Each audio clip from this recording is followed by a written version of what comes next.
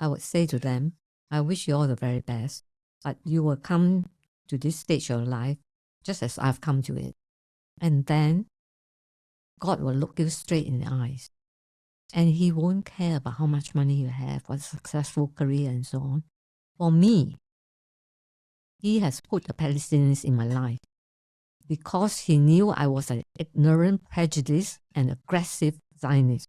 So he's taken me and put me with them. And it is a privilege. Everything I've gone through, I would not have gone through without the Palestinians by my side and without God being in front of me. So do remember that our lives belong to God, and to him we must return. Beautiful. You are listening to the Doc Malik podcast.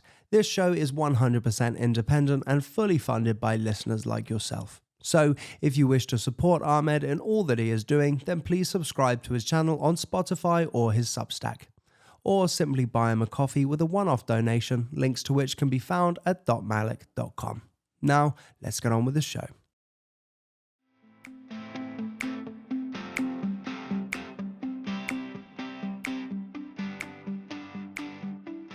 Anyway, carry on. So you got a diagnosis of cancer. Yeah.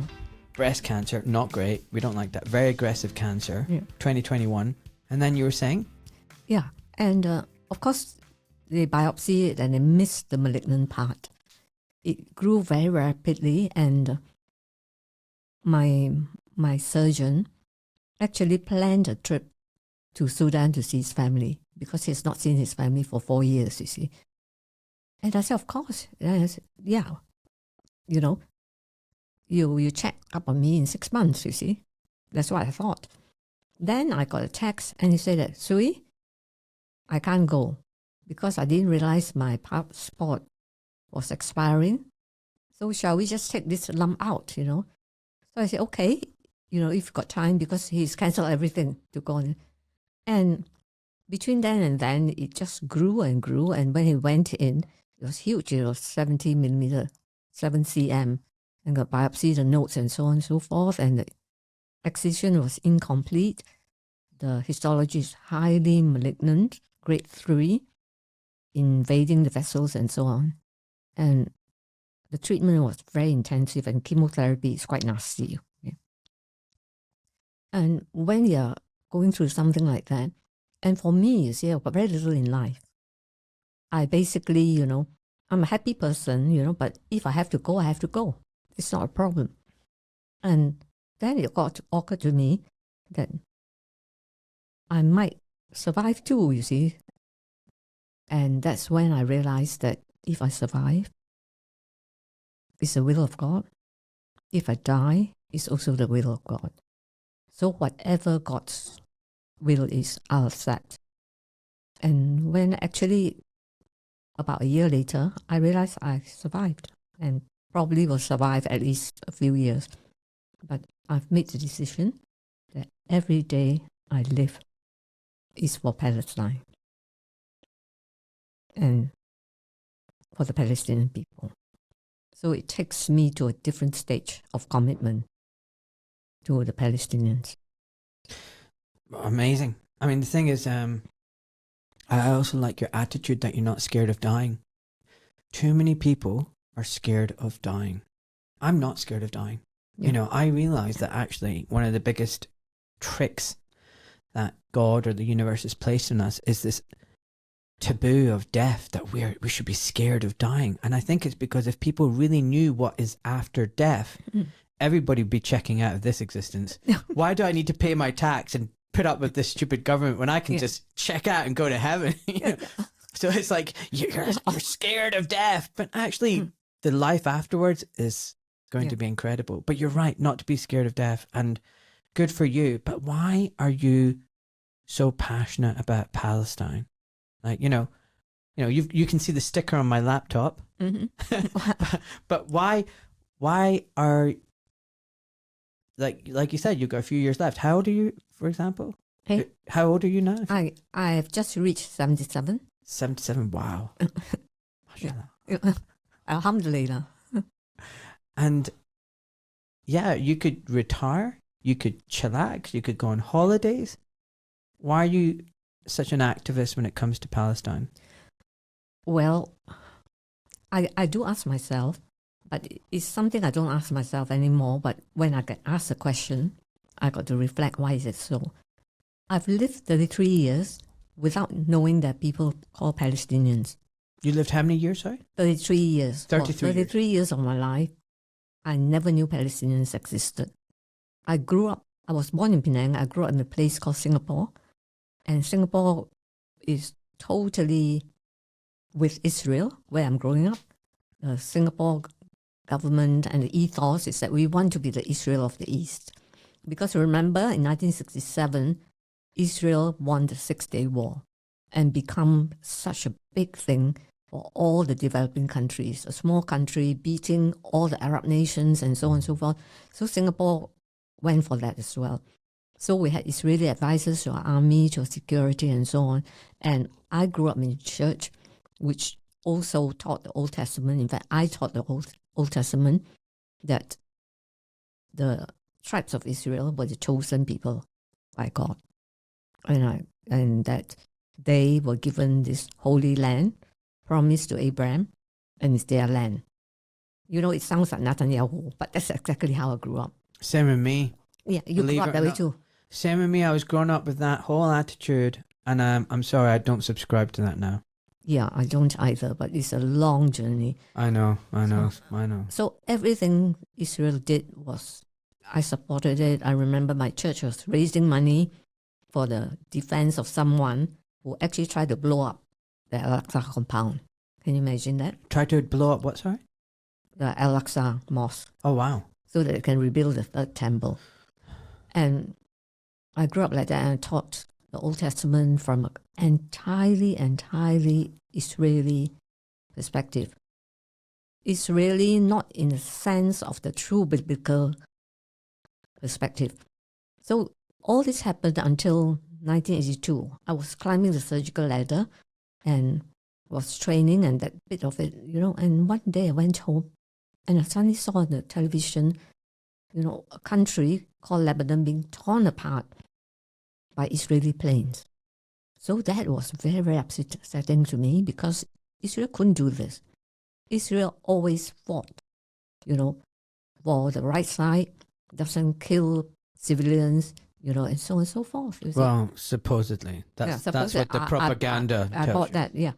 But the victims were children, women, ordinary people, not involved at all with the PLO.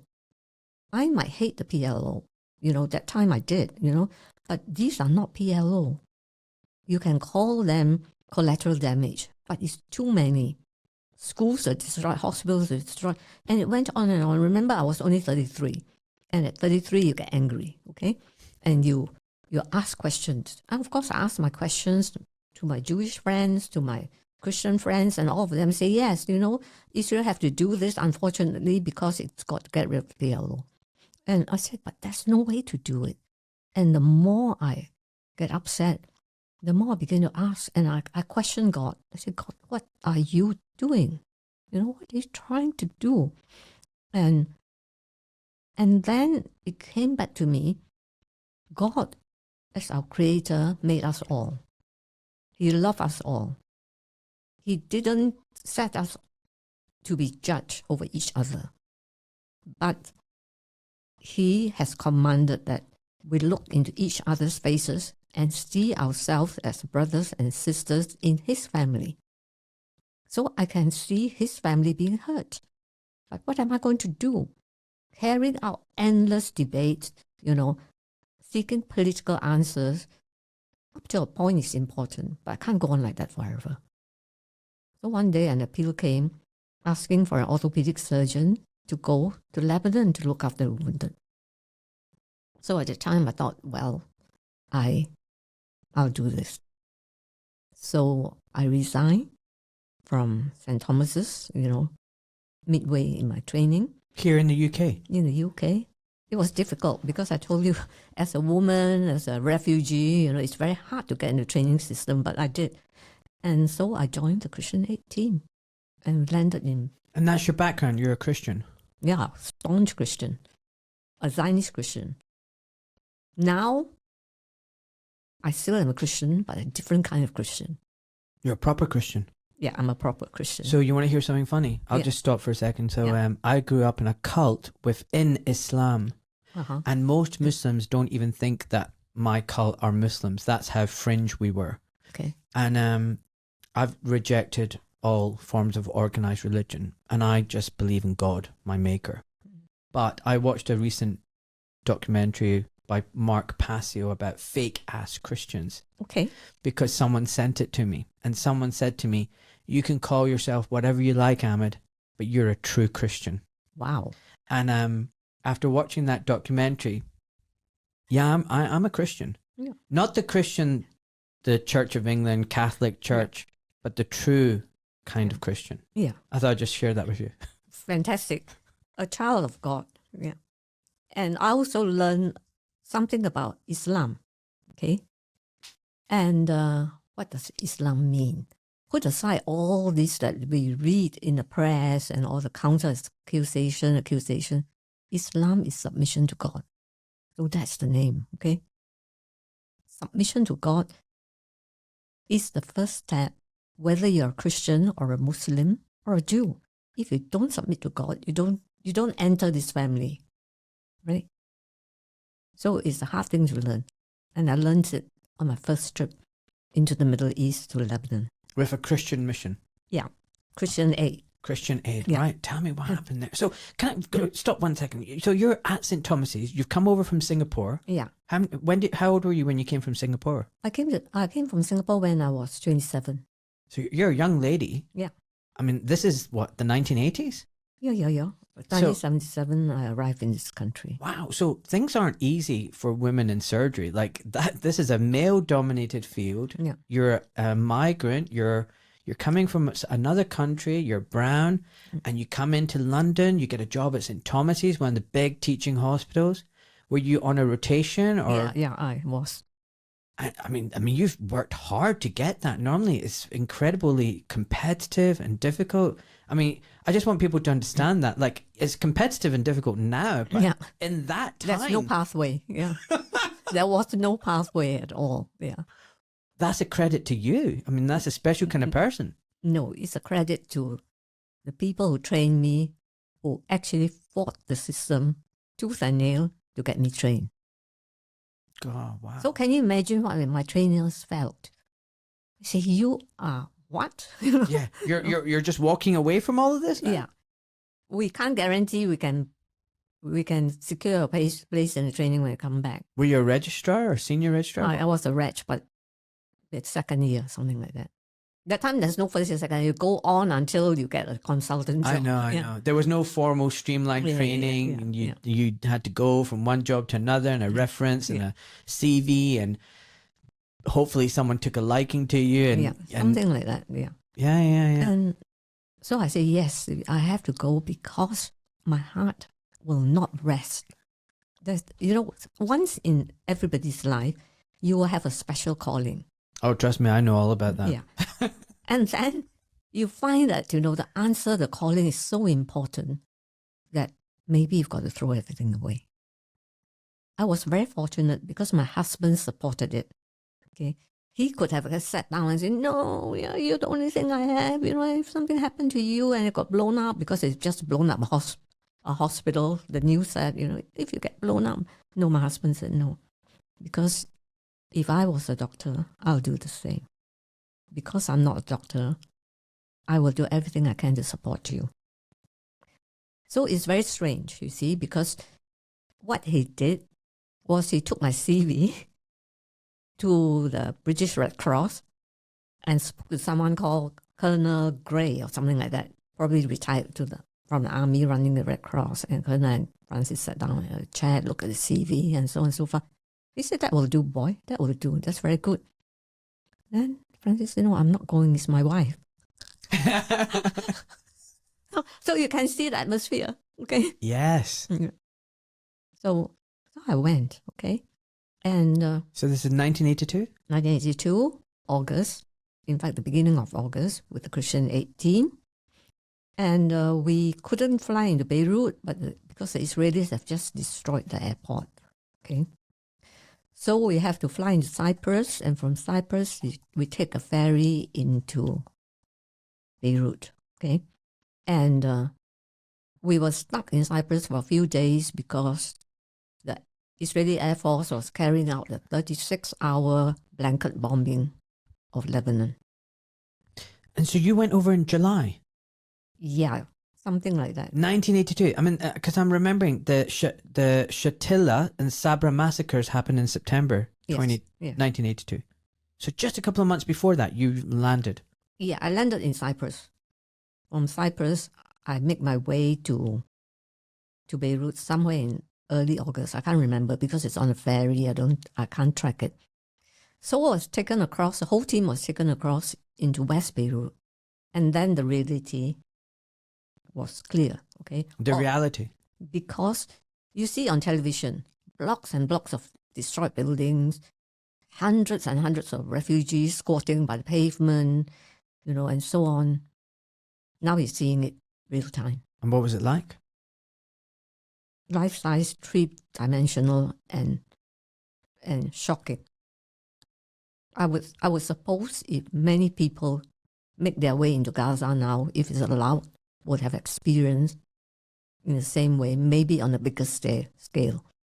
So, but we were taken quickly to a underground field hospital. It's actually a car park that goes 5 floors underground, and it's a theological college. You see, these are all Christian infrastructure, so it's relatively safe. Because so they set up a field hospital, and we started treating the war with it. And I can tell you something, nothing in civilian NHS training will equip you for treating that kind of people, phosphorus burns, people with arms blown off, half the liver gone, no spleen, children completely traumatized that they will not eat, scalp blown off, and that kind of thing, massive burns. And fortunately at the time we still got equipment, so we treated them.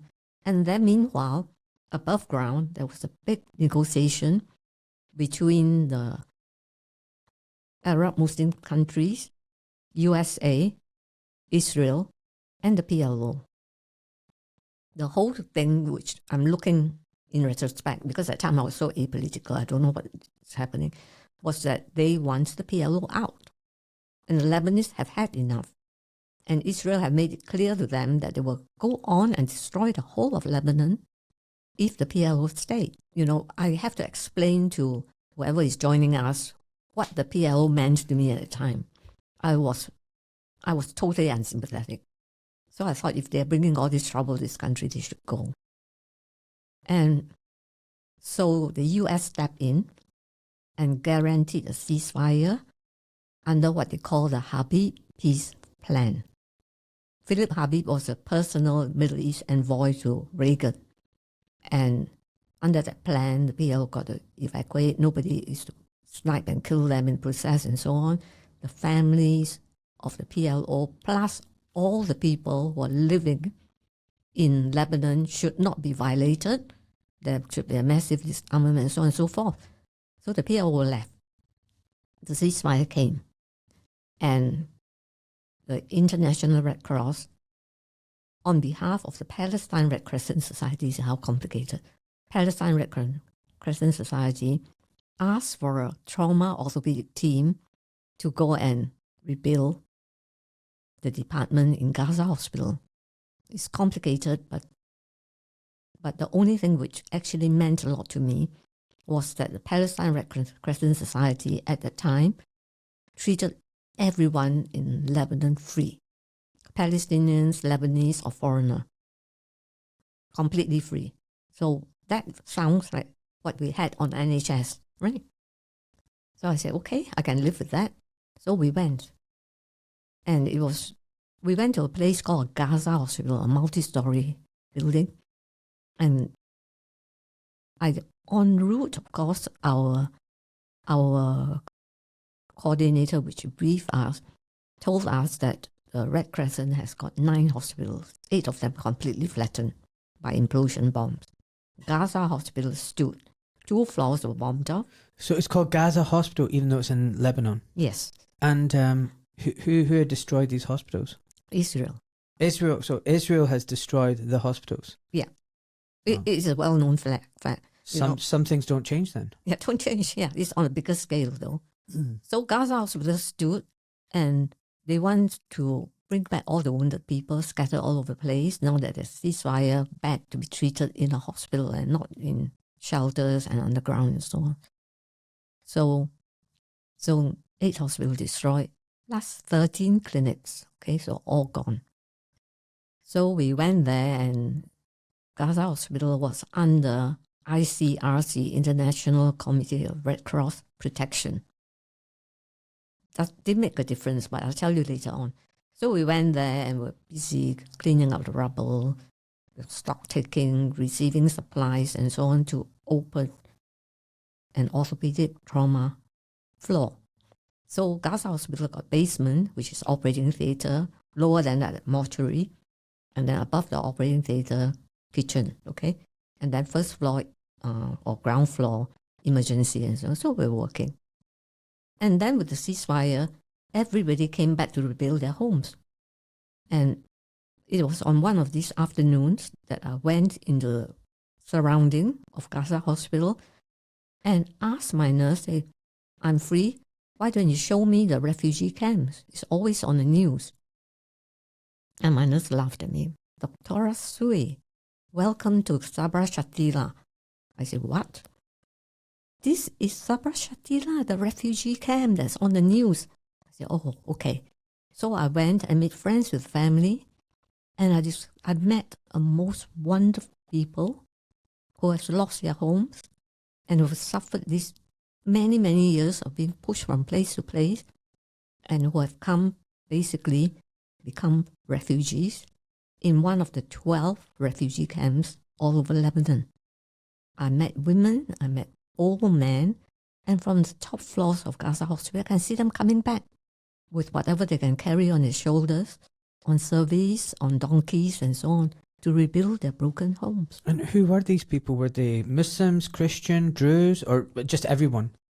They are actually, Sabra and Shatila is one of the biggest Palestinian refugee camps. So Palestinians, okay. They are Palestinian refugees, but a lot of them have got Muslim Lebanese relatives, and so about a third of them are Lebanese. So after the Nakba, 1947, 1948, they've all been displaced. They've been their homes, literally the Palestinian villages, have been torched, burned. People have been killed.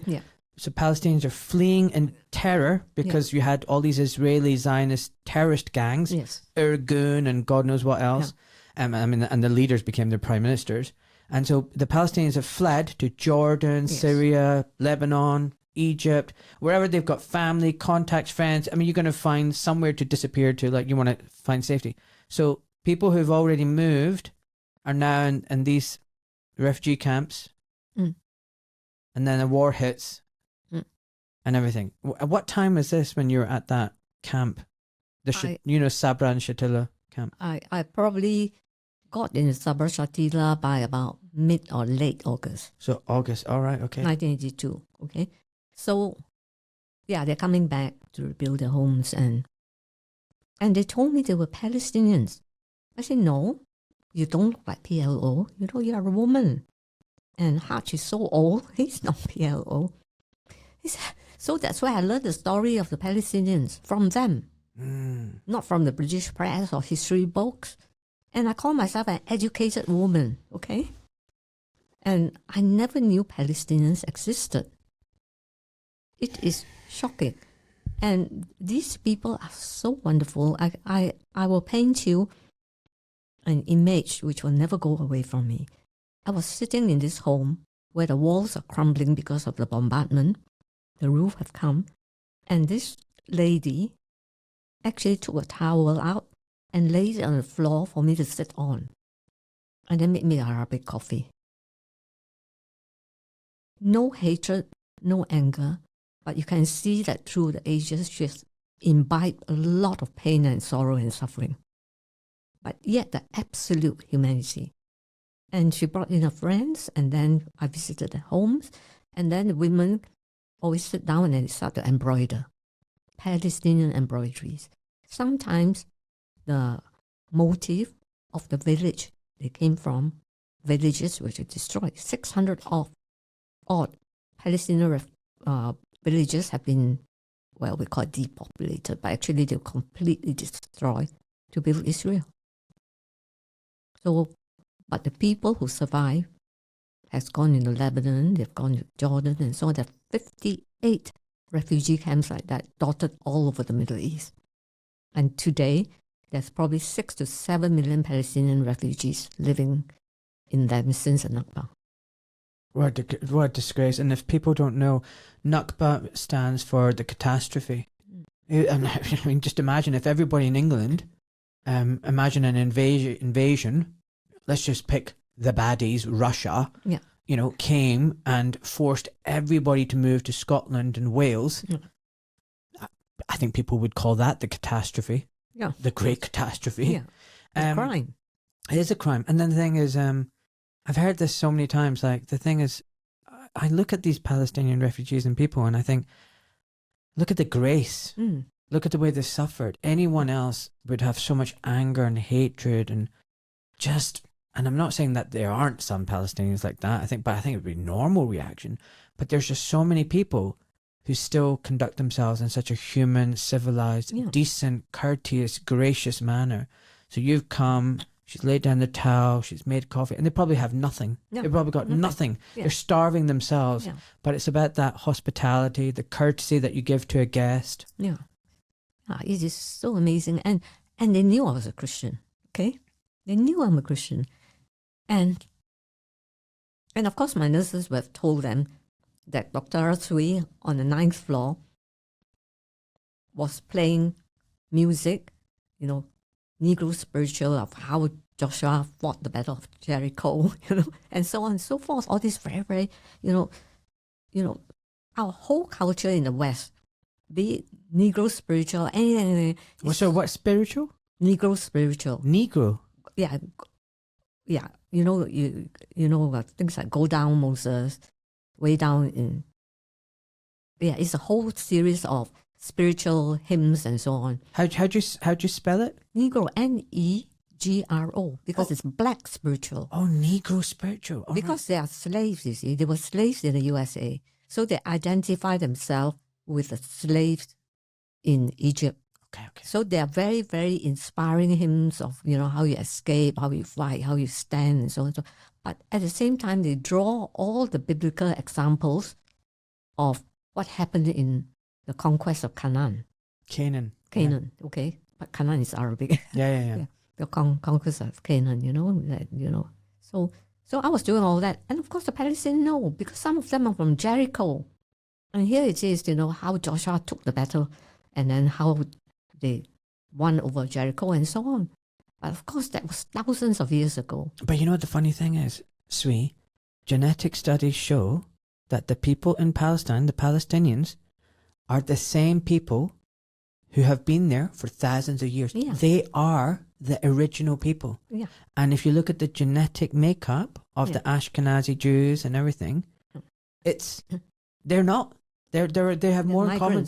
They have more in common with white Europeans. In some places, I have a friend, Michael Ginsberg, who's an Israeli Jew, who's now living in Australia. He's not Zionist. He has said, Ahmed, Ashkenazi was actually a region between France and Germany. And if you look at the genetic features of Ashkenazi Jews, no different from the French and Germans. They are genetically the same. They are not people of that area. Wow. And so when they say anti-Semite, it's such a ridiculous thing that the Semitic people are the Palestinians. Yeah. It's like everything everything is inverted. Yeah. Everything is inverted. Yeah. Everything is an inversion. Yeah. And so these Palestinians are the original people who've been there for thousands of years. But the problem is, again, the very colonial racial mindset is, oh, they're all Arabs. Why don't they go back to Arab countries? And what people don't realize is these places have been Arabized. So what do I mean by that?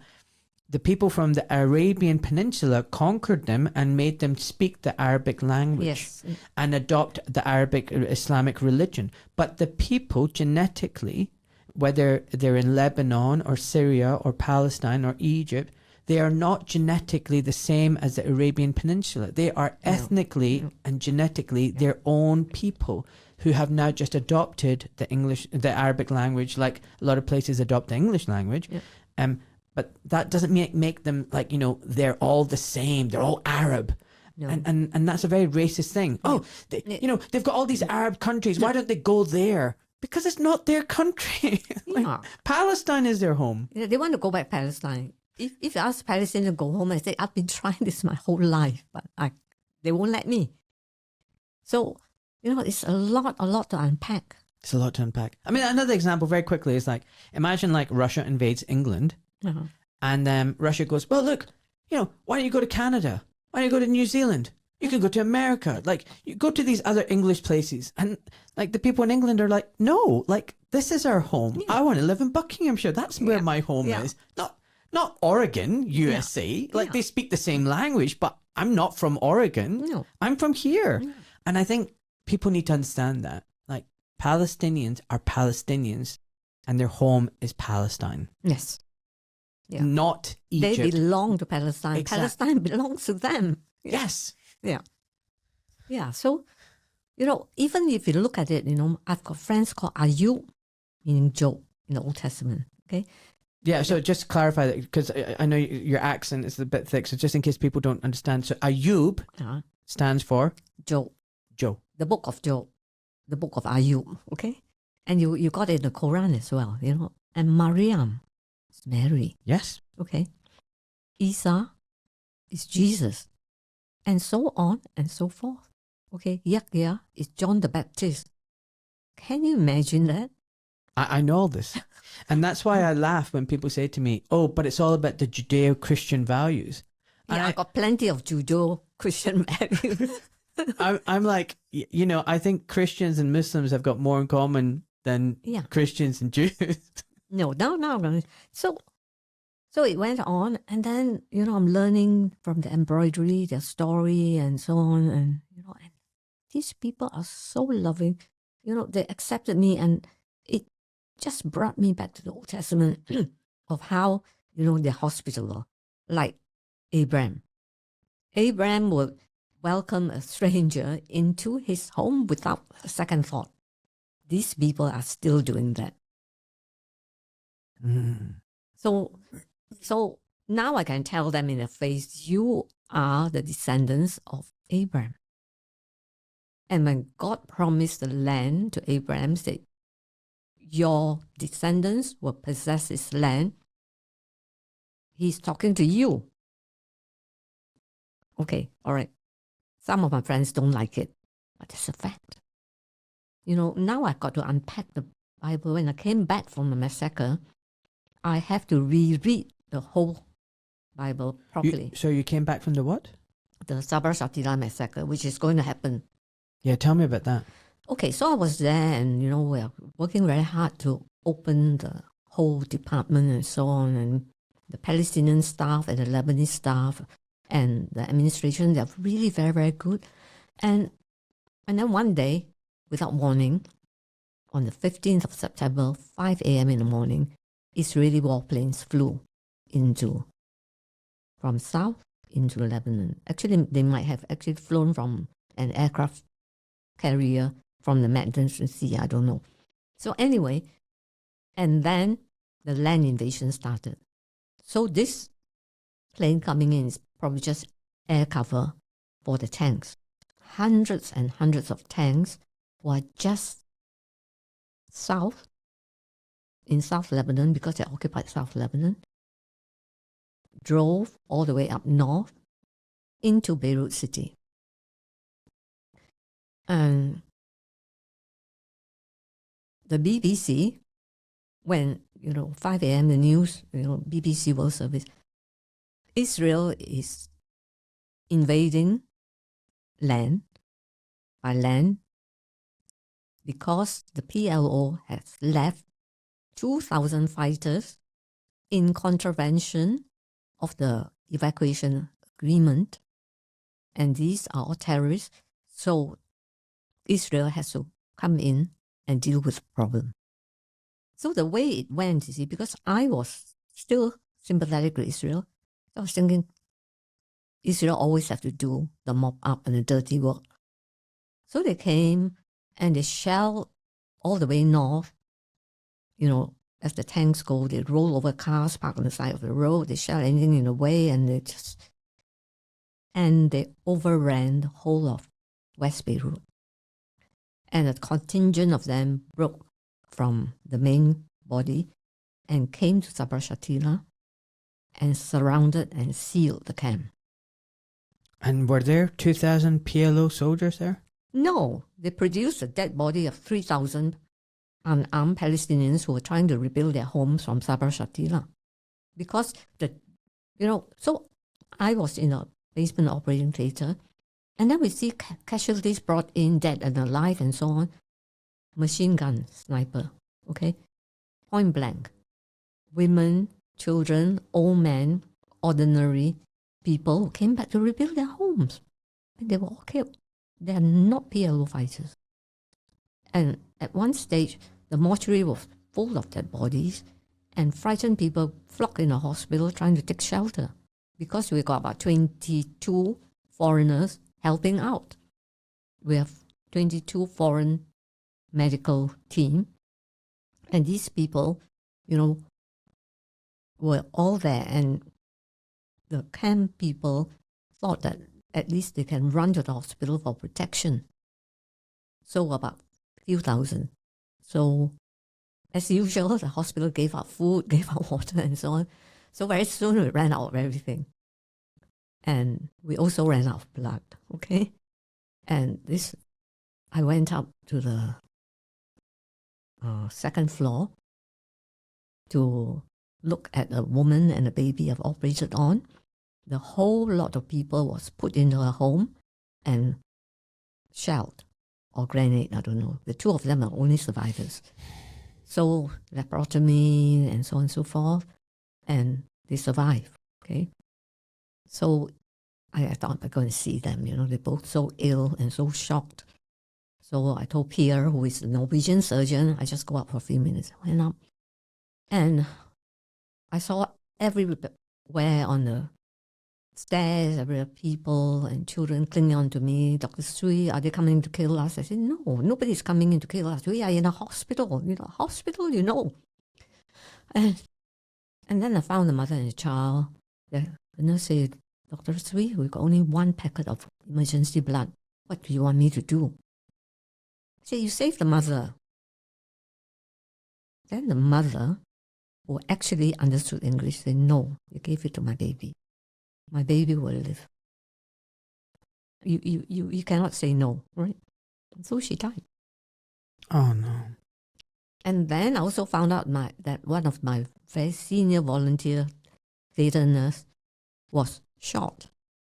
And Pierre operated on him, okay? And Louise, the Swedish nurse, was looking after my Bangladeshi colleague. So I can't understand why they don't shoot her, but they shot him. Obviously, he's not white. He's a man, so he dies. She is a woman. She's fair. She's got blue eyes. She lived.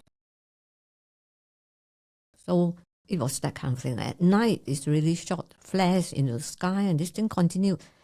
And I was still thinking that it's PLO fighting with Israel, because that was how the news portrayed it. But now I know the news is not to be trusted. But in the same way, now I begin to understand with the Gaza genocide, what is complicity? How is complicity manufactured? And the media is a whole part of them. Absolutely. I was in the midst of all these people being killed, slaughtered for no reason. And I still believe that it's Israel fighting the PLO. The PLO, to me, are the baddies. They violate ceasefire. So Israel came in and there was a war. And all these people are unfortunately. So then I went to the administrator. I said, Aziza, for goodness sake, Aziza, can you tell everybody stay in their home? Stop moving around. Don't go around, you get shot, crossfire. Aziza, Dr. Swee, it's not like that. Gunmen came into the home and killed them. That's why they're all in the hospital asking for protection. So that was when I realized that something very horrible is happening. There's a rampage of killing going on outside. And so anyway, no time to think, and continue working and so on. And on the last boy I treated told me he was 13. He looks like 11. He was shot with 27 members of his family, all gunned down. And as the bodies collapsed on him, he passed out. He was shot 3 times, but he survived. So they thought he died. So he was brought in, we operated on him. And then the next morning, suddenly, overnight, everybody hiding in the hospital has vanished because our administrators say, look, they've gone to a neighboring hospital outside the camp and went in and killed everybody, including nurses, everybody. So please leave. They will machine gun the whole lot of you. So listen, when you read now about it, they say it wasn't the IDF, the Israeli occupation forces. They say it wasn't that. They say it was a Christian militia that was an ally of Israel, the Christian phalangists. Was it them? Were they given the green light, or No, they were brought in by the Israelis. You see, what happened is, I'm just saying, as a Christian worker, apparently they're blaming it on the Christian militiamen. Yeah, that's why I can talk about the massacre very freely, because so long as I mention the Christians, I can say what I like. I can tell the whole truth. But if you forget to mention that the Christians are the ones who pulled the trigger, then, I'm in trouble. I will have a lot of hate mail and so on. But true, let's agree that it was the phalange who pulled the trigger, okay? Kataibs, they call themselves Kataibs. What do they call themselves? Kataibs. Kataibs. Yeah, Christian phalanges. These are special Lebanese Christian militia trained by Israel on Israeli soil and supported by Israel. The Israeli tanks came in, the ones that surrounded our camp, brought in the Christian militia and released them into the camp. And Israel actually knew this was happening. Ariel Sharon. He knew it. He knew it because he was at a high command post to which we were arrested to put into later on. From there, he could say everything. You cannot say that you can't see that people are being murdered and your soldiers were directing the whole thing. Right. But this goes against the whole narrative that you hear. It's the Muslims that hate the Christians, the Muslims hate the Jews, the Muslims are the aggressors, they want to murder everybody. This is a very different story now. This is a very different story, and in fact, a lot of Christians in Lebanon are very, very angry because they get blamed. They get blamed for the action of this tiny militia. And really, to kill 3,500 people when they're totally unarmed, it's quite easy, isn't it? You just line them up, or the tanks will fire a shell, and they're all dead. Right? You don't need anything special. Right? So they're killed. I would tell you the size of killing. 3 to 3,500 inside Shatila, Sabra, in 3 days. 3 days. So it's 1,000 a day. The scale of killing, if you multiply it by day, by per capita, is much, much more intensive than in Gaza. And I can tell you why. Because there was no defense at all. Gaza has to be bombed by the air, shelled by tanks and drones, because land invasion is a very difficult option. After 2 years, Israel actually physically only occupied about 40% of the land. Gaza. Do you know what? I've seen videos of some of the Palestinians. Yeah. And men in flip-flops running up to a big Merkava tank, putting in a homemade bomb and, running away and destroying it. If that's not bravery, I don't know what is. I mean, that is incredible. Yeah. In flip-flops. No combat armor, no sophisticated weaponry. But the reason they're doing that is because there's a foreign force invading their home, destroying their people, killing their people. And, everyone listening, I would say, Is that person in the flip-flops with the homemade bomb attacking that tank a terrorist? What would you do if tanks were rolling up and down the street, destroying all your homes, schools, churches, destroying all your family, killing them? Would you just sit there and suck your cherry vape and watch TikTok videos? Or would you fight back? Yeah. What would you do? I mean, I know what I would do. I'd fight. Quick little interruption, folks. Let me remind you, if you visit my website, docmalik.com, look at the top tab, you'll see I've got a shop. You can buy some merch there, but also under affiliates, you can see some of the products that I'm using at home. And there's Hunter and Gather. And there's a 10% code you can use there. They've got fantastic products. There's a spa and wellness company. Again, you can get a 3% discount using Doc Malik. And then there's Sea Greens, seaweed nutrition, rich in biocompatible iodine and micronutrients. Again, use Doc Malik, all capitals, for 10% discount. All the details are on docmalik.com/affiliates. Check them out. I don't get any money until you spend and buy something, but every purchase will help support the show. And these are things that we use in the family. There's, they're good stuff, and check it out. And then the next thing I would say is remember my consultation service, folks. If you've got a pesky condition, you're frustrated with your doctor, you want a second opinion, you feel like you're at a dead end, you got too many questions and too many unanswered, questions, and you don't know how to move forward, pick my brains. That's why I'm here. And so far, I seem to be making a difference. I've got 55-star reviews now, which I'm absolutely delighted about. And the feedback has been amazing. I mean, just the latest one by Gillian. I very much appreciated my consultation with Doc Malik to discuss my 91-year-old mother's health crisis. He talked us through her diagnosis and proposed treatment plan in a way I could understand and answered the many questions we had. It was exactly what I needed to try and get my head around why she's suffering so much and best path forward. Wonderful man, and so pleased to be able to tap into his knowledge and support. Thank you, Gillian, and thank you everyone else who left a review. So folks, yeah, if you want to tap into my knowledge, unfiltered, uncaptured, someone who respects bodily autonomy, understands the sick care system, and also how to be truly healthy, I'm here to help you. Lastly, folks, please don't subscribe to my Substack through the Apple Store, the Apple app. I get literally 50% of whatever you give to me. The rest is all taken by the App Store and Substack. All right, folks, listen, without further ado, back to the show. Thank you so much. People under occupation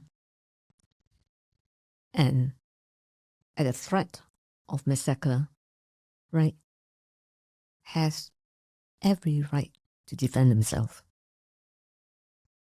The defense can take the form which is not violent, but when necessary, they got to combat. I tell you what happened. So on the last day, I think it's the Christian militia, okay? Because they say they're the Lebanese, they came and ordered us out of the hospital. We got 30 odd very, very critically ill people who could not move. The rest that could run have all run away. This Swedish nurse, refused to leave. And because she refused to leave, a medical student also wanted to stay with her.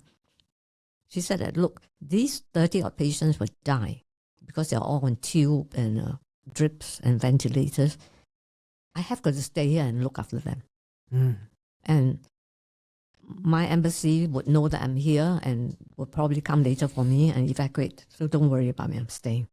And who was it that was telling you guys to move? Was it the Lebanese who call themselves Lebanese? The Christian militia? Did you get to meet them? No, they are talking about face to face. So you met the Christian militia? Yeah, but they didn't say the Christian militia. They say we are Lebanese. So which Lebanese was present in the camp on the morning of 18th of September 1982? The Israeli Kahan Commission said it was a Christian militia. So these men who came, who told us to get lost at machine gun point, will be the Christian militia because Israel knows who they are. And did they know that you guys were a Christian mission? Do you think you were protected because you're a Christian mission? No, they decided that we are bad people, we're filthy people because we support the PLO and blah, blah, blah. And so they point a gun at us and we have to leave. But Louis and the medical students stayed. And They saved the life of my 30 over patients. Right, they're that brave. Wow. Yeah. So they volunteered to be human hostage.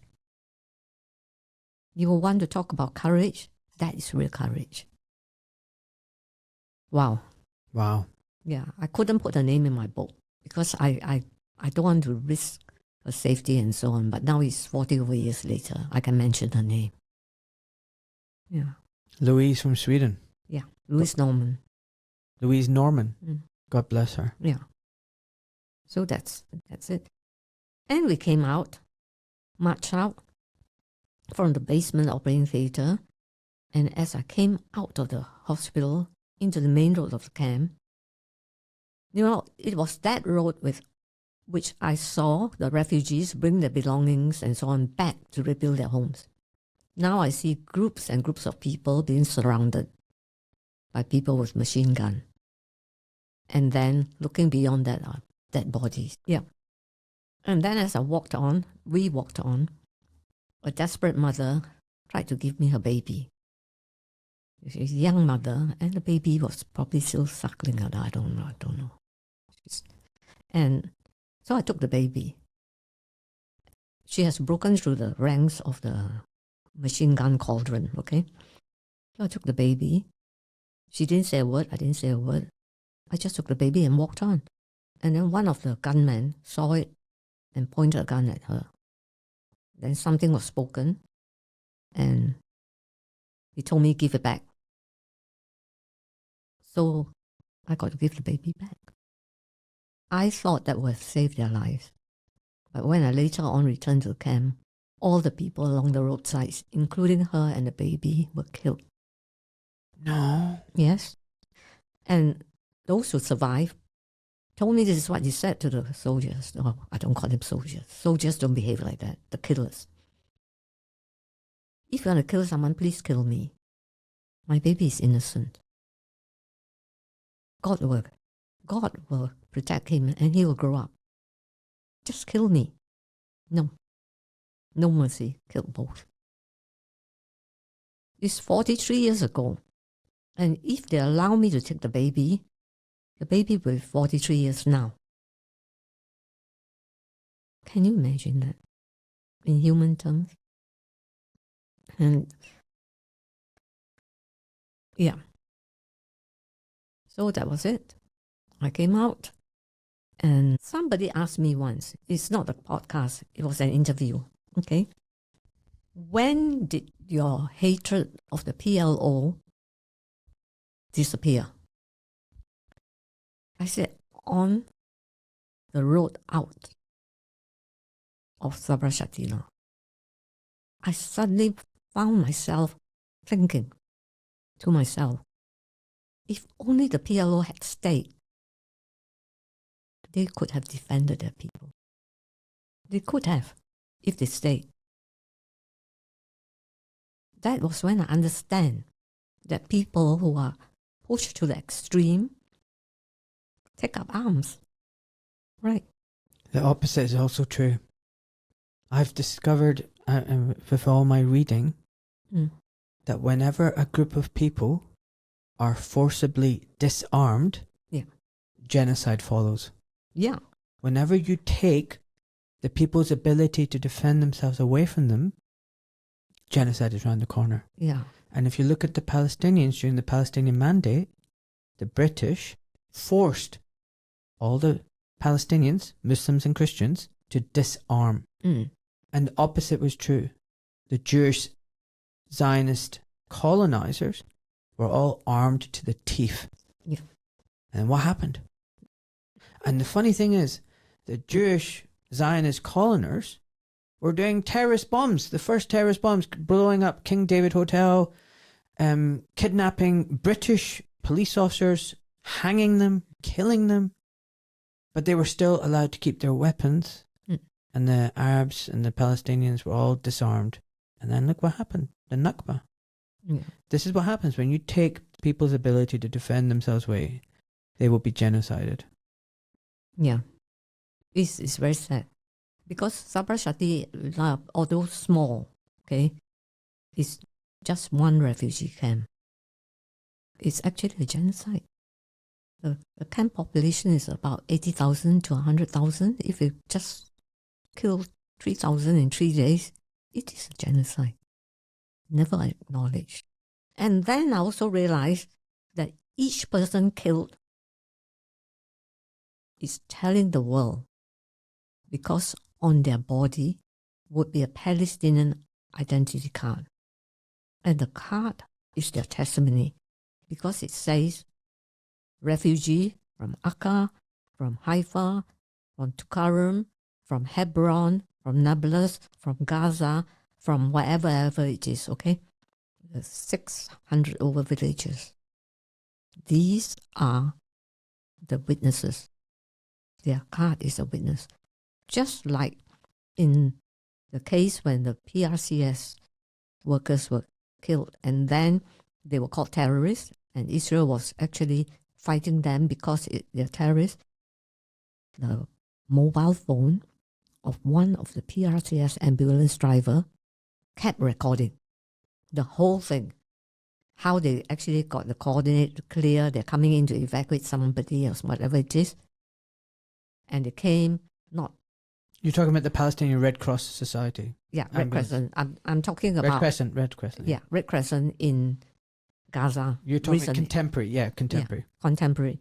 You see, they try and blame them that, the Israelis killed them, 15 of them killed, because they were, they mistook them for terrorists. They came with ambulance lights on, and so the mobile phone of that. I saw that clip, by the way. Yeah, recorded everything.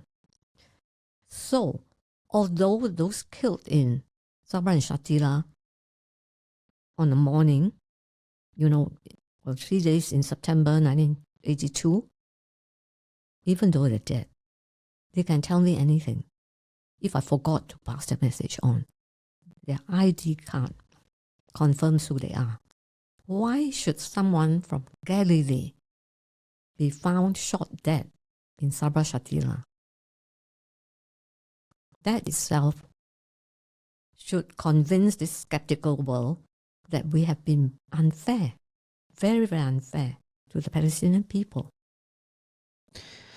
Okay, so you left the camp. Yeah. When did you return to the UK? Oh, it was a long journey. I didn't leave the camp. Christian 8 months, us all evacuated. It's too dangerous, because we might be killed and, so on and so forth. I refuse to leave. I refuse to leave because I just feel that I've answered the call to go and help the people of Lebanon. Okay? Yeah.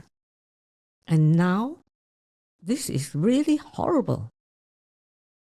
I cannot leave in the middle of this. I have got to find out who survived, who died, and what can I do for them. So I went back to the refugee camp. And we helped to reopen Gaza Hospital again.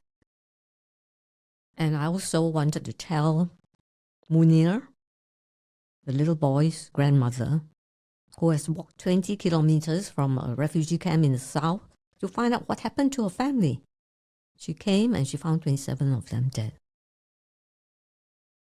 So I came back and I went to meet Hajar. And that time, is a very terrible moment because we are still identifying dead bodies and so on. And she actually told me, no, I started off like that. Munir is alive and blah, blah, and because of Louis Norman refusing to leave, he was evacuated in one of the makeshift hospitals. And Mary Pat Carroll, another nurse, donated her blood, blood donor, to Munir. But Hajar wasn't listening. She was full of grief for 27 of them. Of course, it's good to find out that she's got one grandson alive, another grandson that missed being slaughtered because he's out of the camp. But what about the 27? And now I want to tell you about racism, okay? Because I came back and I spoke a lot about Palestinians. And at every one time, whether I'm speaking or whether I'm interviewed, then it comes in the comments, there will be a reply of someone saying that, look, These are Arabs. They don't feel for their family the way we feel. They always push their children forward to be killed to get publicity. And that's why what Hajar said to me that morning has to be recorded. Hajar? That Hajar. person? Yeah. She did a man. Do you call it Haji or Hajar? Woman is Hajar, right? Muhammad, okay? Hajar Muhammad. What she told me that morning has to be read by everybody in the world, because this is a Palestinian grandmother. She's passed on now, but I'm talking in present tense. You know, mourning for her children. I will just say a bit of it. The rest of it is in my book. She said, Doctor, what is there left to say? You know, my children are no more near me. Abu Zuhar, my eldest son, protected everybody during the massacre of Tel Zata and then moved into Shatila camp. How come you are able to make your way across to me with a Kalashnikov in your hand as a hero from Tel Zata, only to be slaughtered by sheep in Sabra and Shatila? So our doves are still here, our carnations give fragrance, and our sparrows sing their usual songs. Yet my children are nowhere to be found. Beirut, you took all I had. You took my last spark in life, and my heart lies dead on your streets. Abu Zuhair, my fine young son, was cruelly cut off his roots on your soil, and with him all the younger ones. Mother, says my children, come, visit our graves. I go to your graves and tenderly embrace their stones. I ask the stones to make way so that you can breathe. I tell the stones to take care of you because I've entrusted you to them. So it goes on, okay? My heart have died, my tears have dried, for all the men and women have died. How I envy those of you that were present when my loved ones died.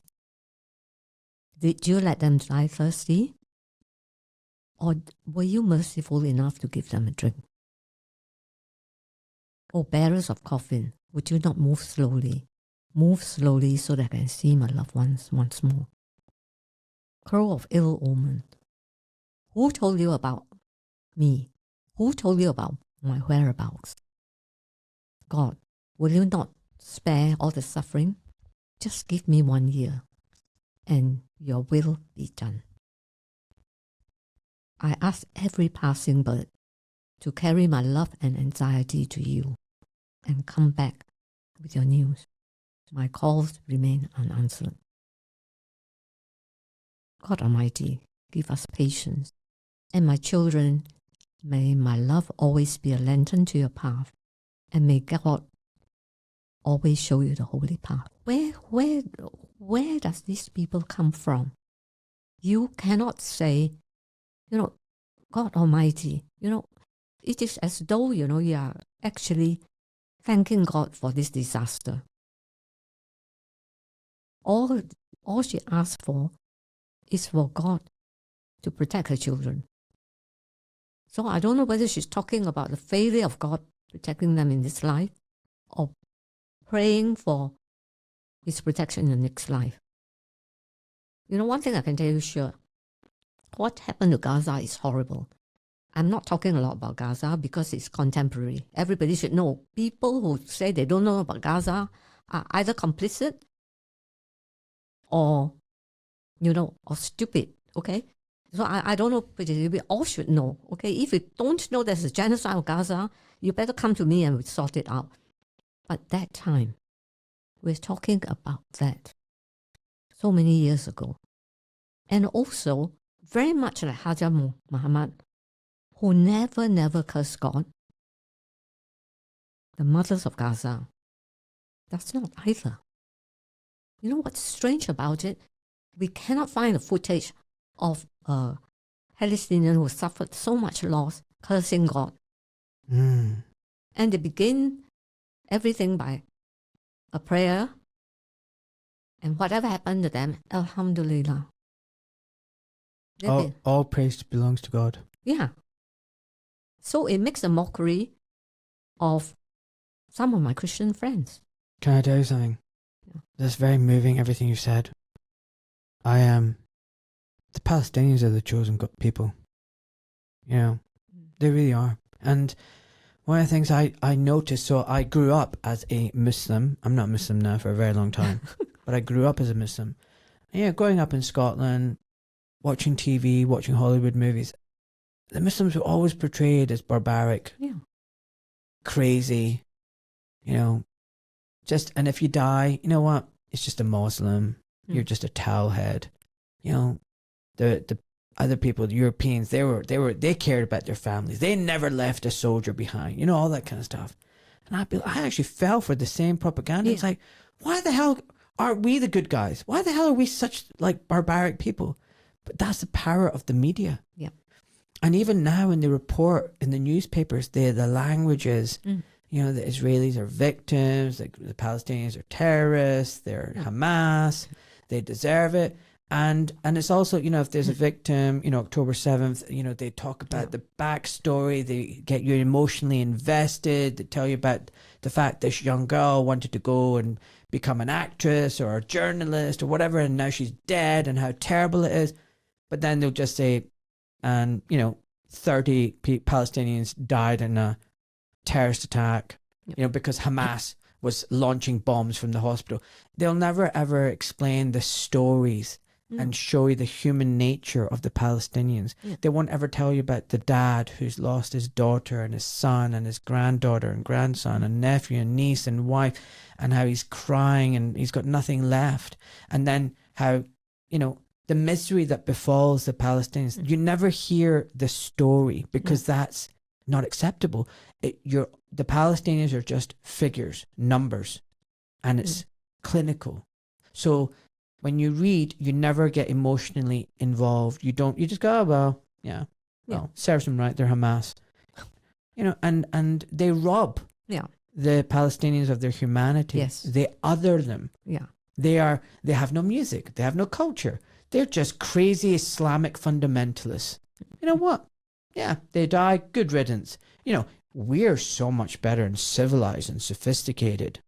This is the biggest lie. And that's why I keep telling people, don't choose your tribe, choose Team Humanity. And all of these other people are human beings. They're loved ones. They've got children. And like, you know what? Muslims around the world, and this is as an ex-Muslim, Muslims around the world are not plotting jihad or how to take over the West and kill every Christian and There's Jew. so many of them. Right?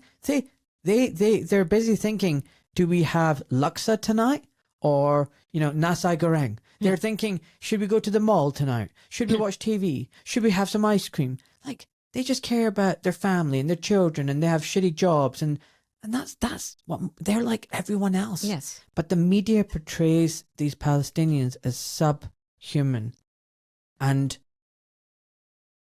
not deserving of love and compassion and empathy, when they should deserve it so much more. Yeah. Because they're suffering so much. Yeah. That's the hypocrisy. That's the inversion. Yeah. It's a crime. It's really a crime. You know, sometimes I ask myself a question. How come this genocide in Gaza is happening with the whole world watching? Right. Yeah. It is live stream, and sometimes the person who live stream the killing of others to us get killed immediately after that. How come we are not moved? You know, how come people don't want to know? Okay? Or actually, but there are sometimes reasons for it.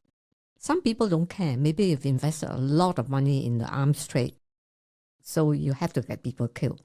That's selfishness, okay? But I try to believe that nobody is acting like that because of self-interest.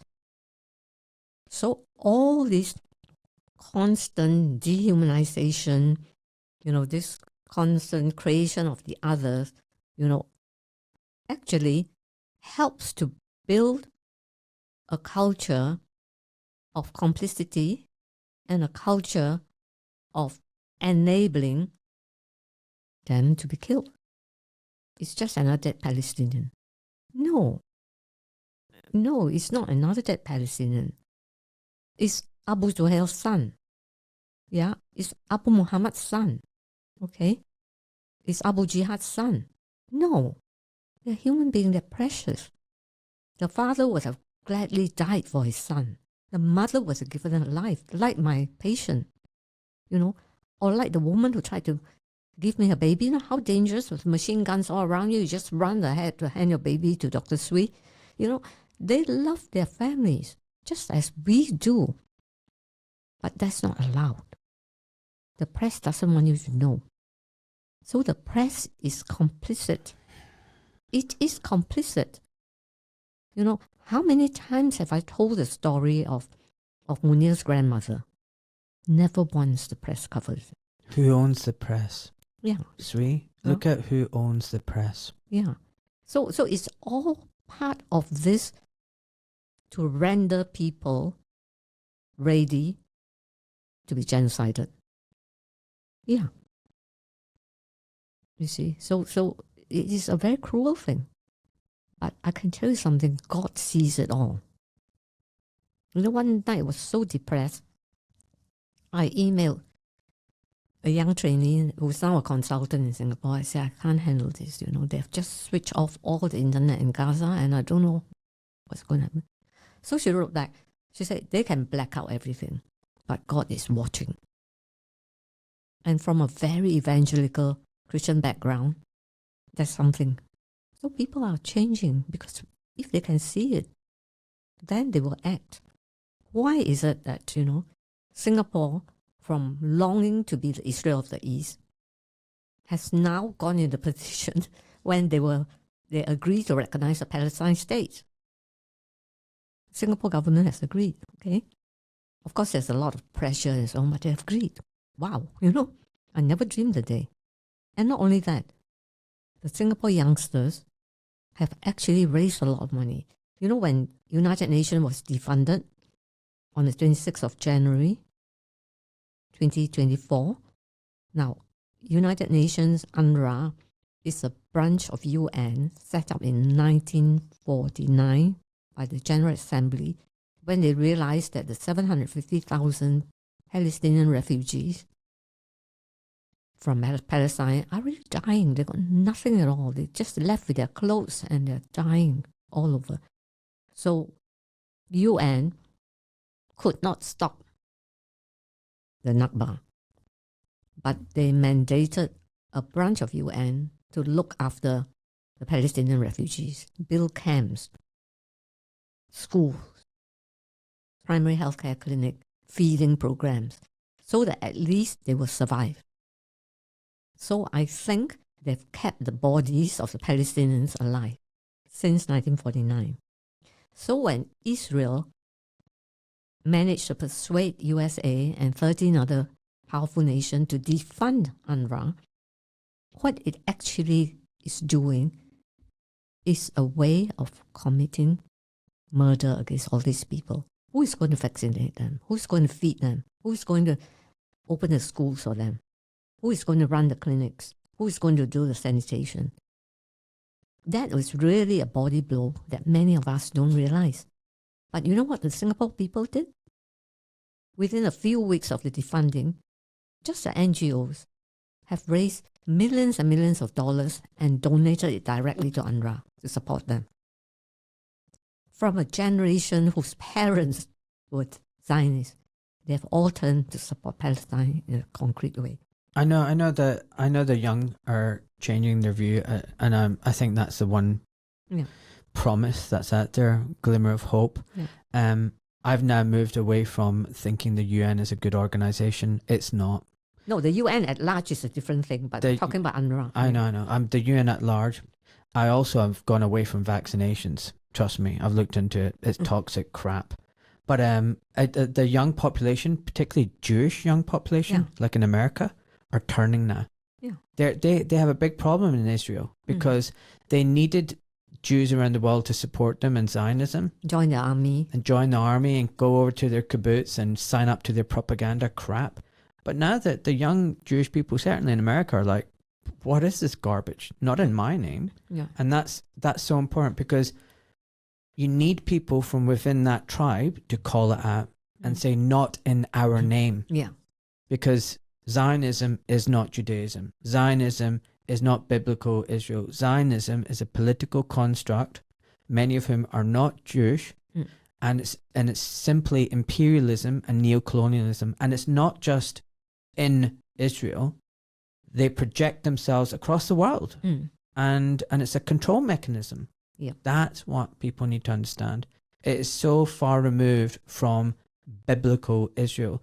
And I would argue, Swee, I'm sorry, but I know you used to be one, the most dangerous people on the planet right now are Christian Zionists. They enable this BS. And if you look at America and the evangelical Christian Zionists and their Schofield Bible, it's so messed up. Yeah. So they believe that they need to support Israel and the Zionists to create their country and build the third temple. And when the third temple is built, Jesus Christ will come back down to earth. All the Christians will go up to heaven in the rapture. Jesus will kill 2/3 of the Jews. 1/3 of the Jews will become Christians. And then all the Christians will come back down to earth. And then they will reign forever in this kingdom on earth. I mean, it's so messed up. Yeah. It's so messed up. And in the process, they're allowed to genocide all the Palestinians, bomb the Christian churches in Gaza and the West Bank, persecute the Christians in Syria and Iraq, empty the West Asia of all the oldest Christian communities, destroy the Muslim communities, and because Jesus wants this. Jesus wants this. And then, 2/3 of the Jews that they're supporting right now, they're going to die, but it's okay because Jesus wants this. Like, this is the mindset of Christians? Yeah. You can make this up. Yeah. The trouble is the Bible never said any of these things. Exactly. You see, when I came back, when I came out of the massacre, and The massacre. I really don't know what to do. Okay. Number one, my beloved Israel has created this. Okay. Number two, the Christians have pulled the trigger. So what do I do with this, But I'm not prepared to give up God. Never give up on God, okay? So I said, right, I'm going to read the Bible all over again. With no influence from my elders, my churches, and my Christian friends. And I started from Genesis. I learned about the fall and the Garden of Eden, and there's the, people being, these two being evicted, Adam and Eve and so on, and God putting a flaming sword so that they never come back, guarded by a seraphim. All that's in the Bible. I think part of it's in the Quran too. There's a lot of it in the Quran, yeah. Yeah. So, but nobody read the next sentence. God might stop them coming back in the Garden of Eden, but God went out with them. So God followed the man and the woman out of the Garden of Eden into the wild and helped them with skills, making clothes of animal fur and so on and so forth. So I began to see that this is not a God of what I've been taught. So God went on. And then, of course, fast forward, there are many things in between. We talk about possession of the land. The Abrahamic covenant says to Abraham, walk before me and be thou perfect, and I will show you, and I'll make you a father of many nations. So that's part one. Okay, father of many nations. Number two, that your descendants will possess the land. Okay. Number three, through you, I will bless all nations. Okay, all nations without exception. Okay. So, father of many nations. I can understand.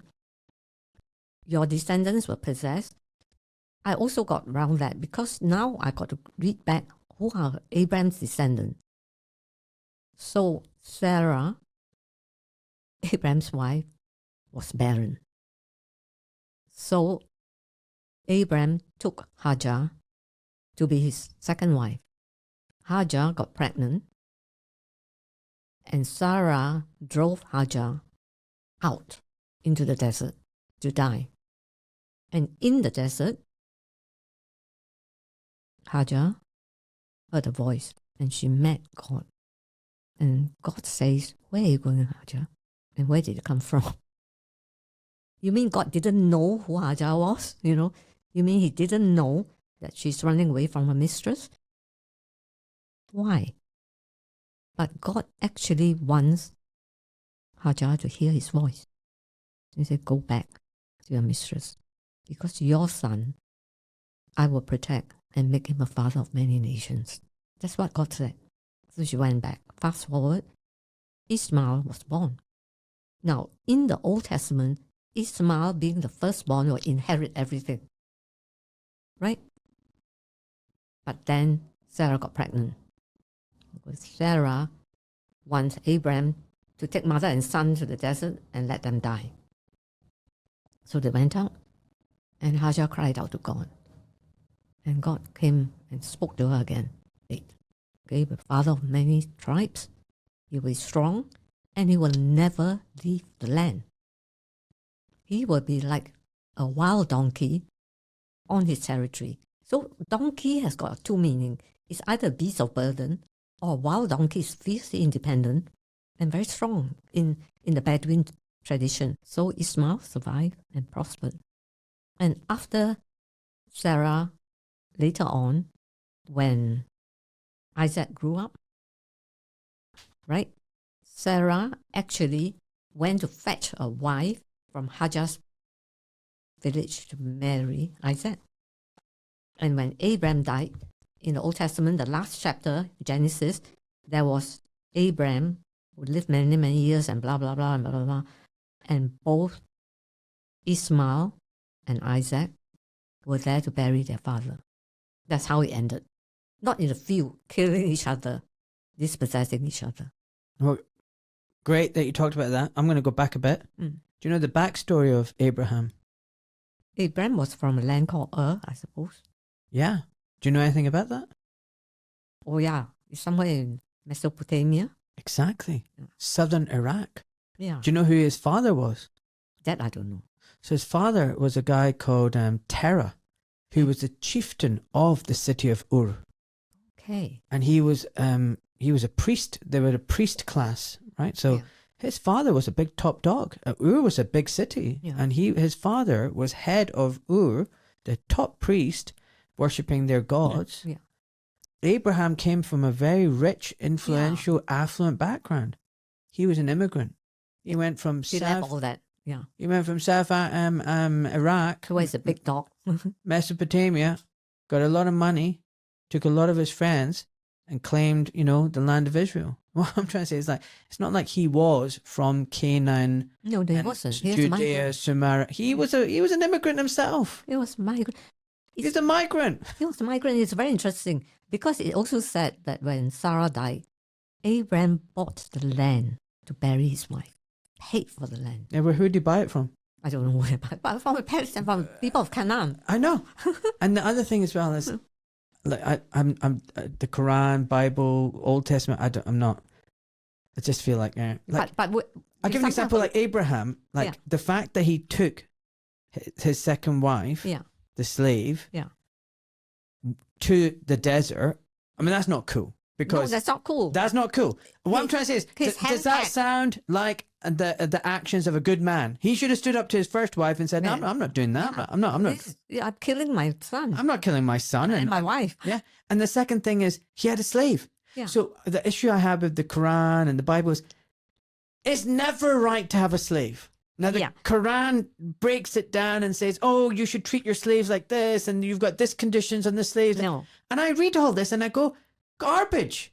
Yeah. If religion is forever and eternity, and these values are forever, and they're from God, why was it acceptable to have a slave? Why did Abraham have a slave wife? Let me it's BS. It's sorry, I know we're getting into theology now, but can you see why I rejected organized religion? It's just.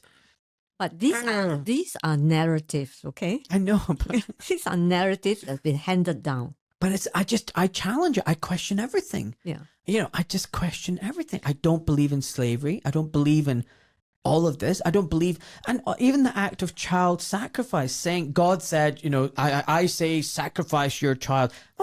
What God ever would tell you to do that?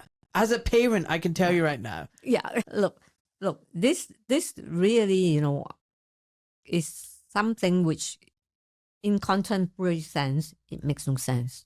All the ethics are wrong, right? But if it's from God and it's eternal, these ethics should apply universally throughout time. Right.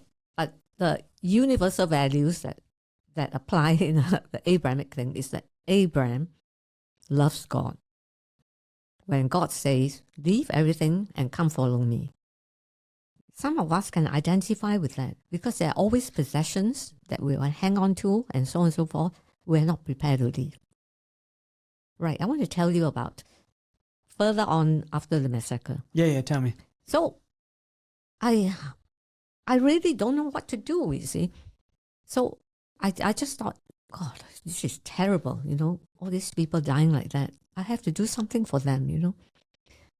But it is not a case of, you know, I got a kind of what you call, you know,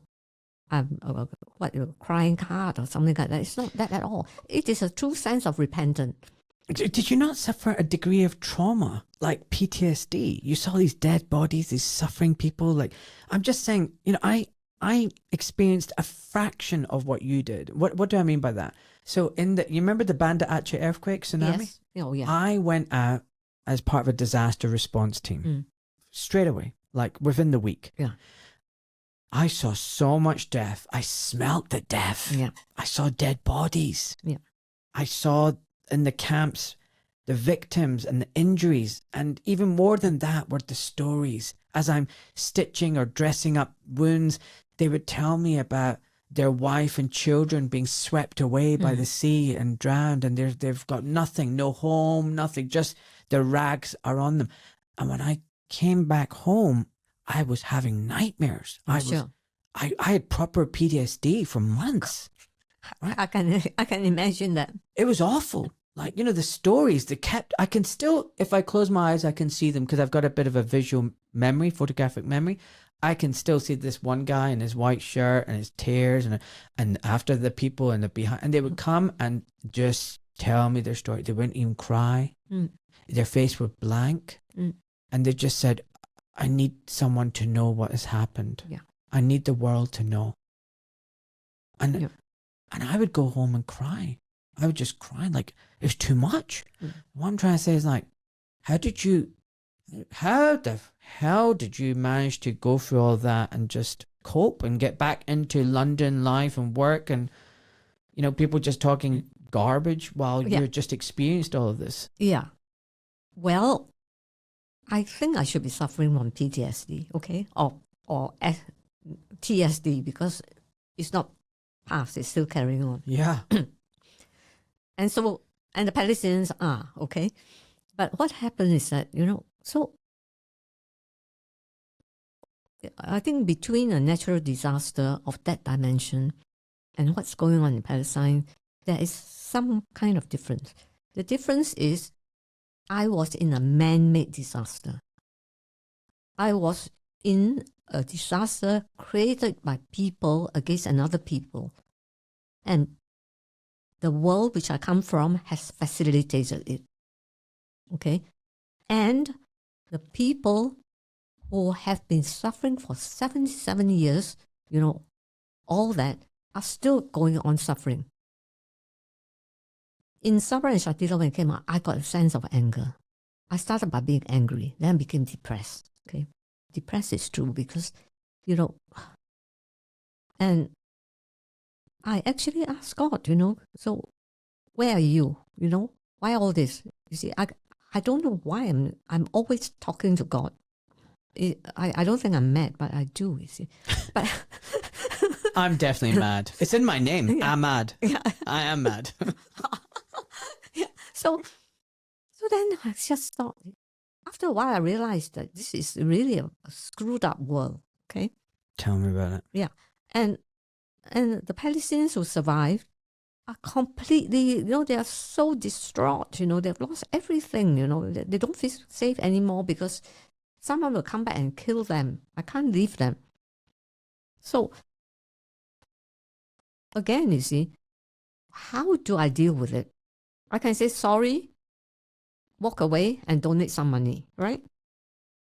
Or I say no. I am part of it because I cannot live in this world and not be on one side or the other. Which side am I on? And if you look at it, you see, now I'm going to the New Testament, which is probably not in the Quran. When Jesus came into Jericho, there was Zacchaeus. Zacchaeus is very special because he's said to be a small man, so short. So he climbed up the tree to look at Jesus, okay? And when Jesus passed by, he said, Zacchaeus, come down. I'm coming to stay in your house. And it was a big thing, because can you imagine Jesus going to stay in Zacchaeus' house? So Zacchaeus came down and said that, I've done horrible things in my life. He was a tax collector for the Roman army, so he has defrauded many people, he's cheated and so on. He said that, look, whoever I've cheated, I will restore, and I will restore him double, and so on and so forth. And he gave his life to God. So I wanted to be Zacchaeus. Accept my repentance. So when you talk to God like that, you cannot leave. Okay? You really cannot leave. You cannot even be depressed.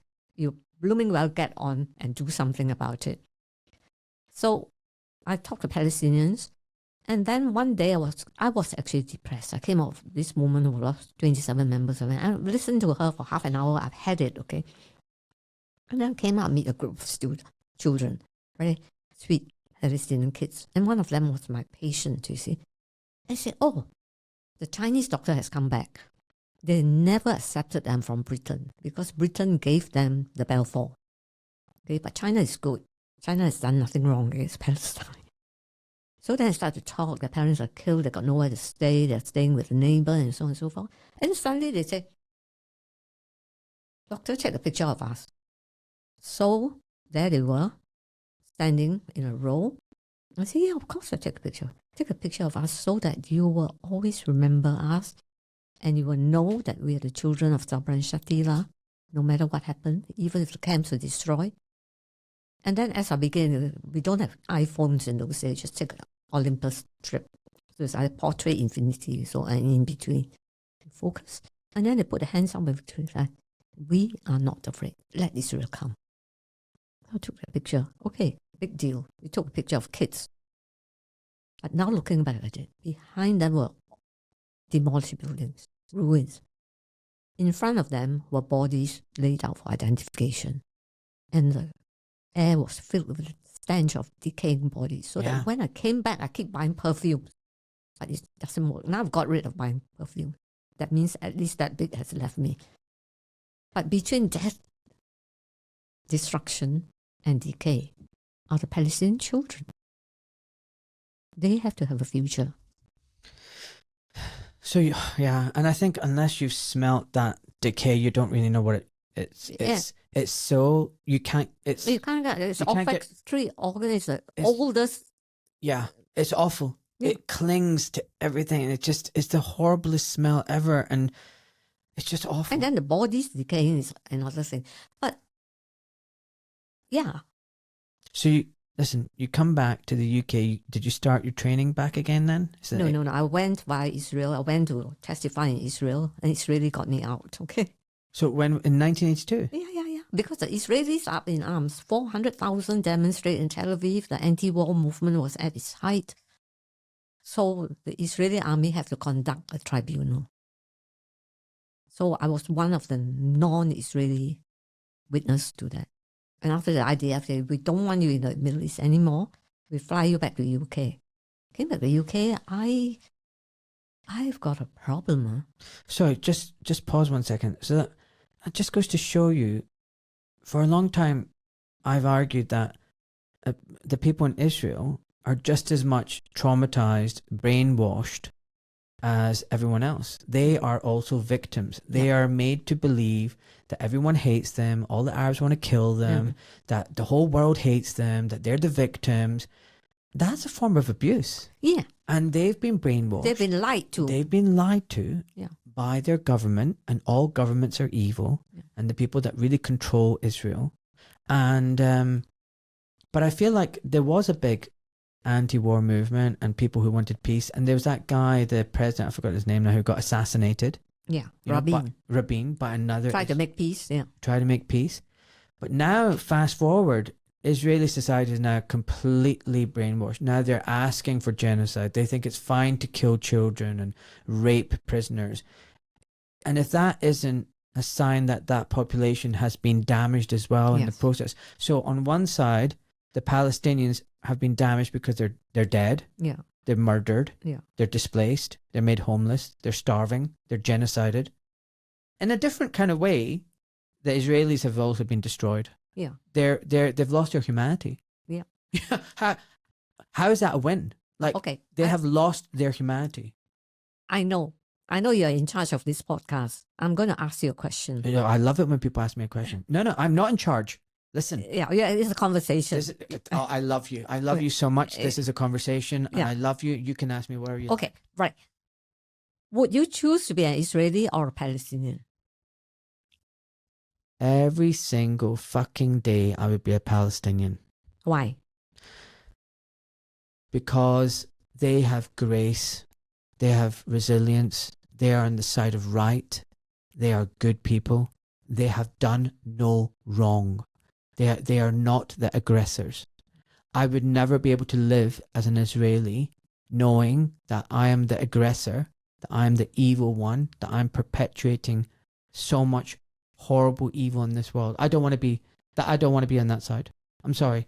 And then to know that all the people that I love or know around me also support that. Yeah, it's one of the reasons why I've left the medical profession. I'm so upset with the medical profession. You know, the last hospital got rid of me, the Princess Grace Hospital. It was, I was contacted by two Jewish surgeons who said, "Oh, did you have Ava Bartlett on your show?" So just after October 7th, I had the independent journalist Ava Bartlett on my podcast. And at the time, I was still a private surgeon. I was doing this as a hobby.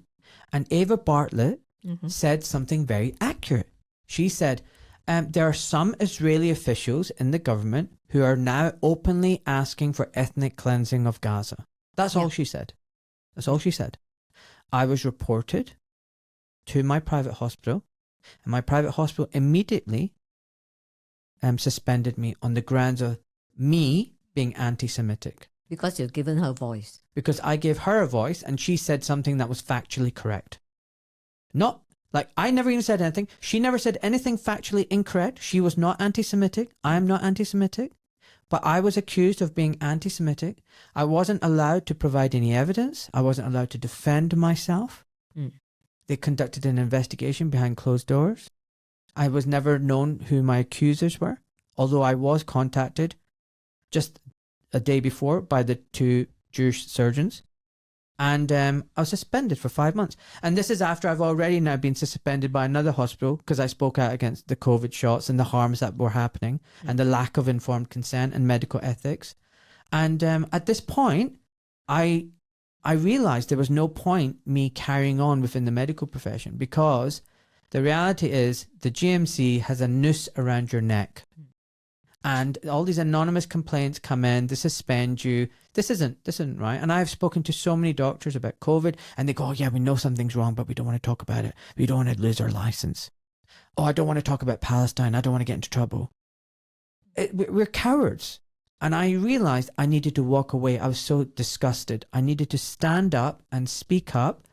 And that's why I'm here where I am today. I cannot stay quiet. I cannot. Something burns inside me. You said, you think you're here for a reason. Yeah. I'm here for this reason.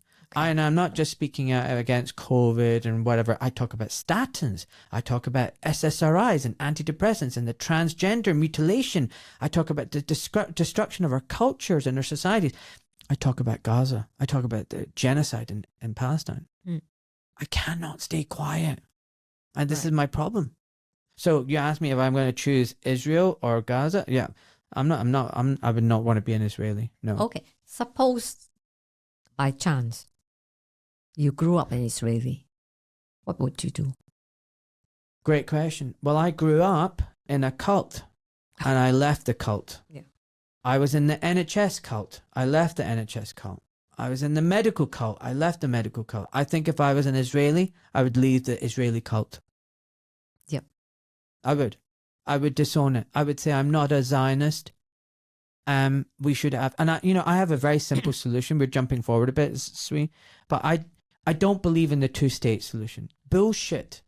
Give scraps of land to the Palestinians, live at some meager existence. No, there should be one country, one country.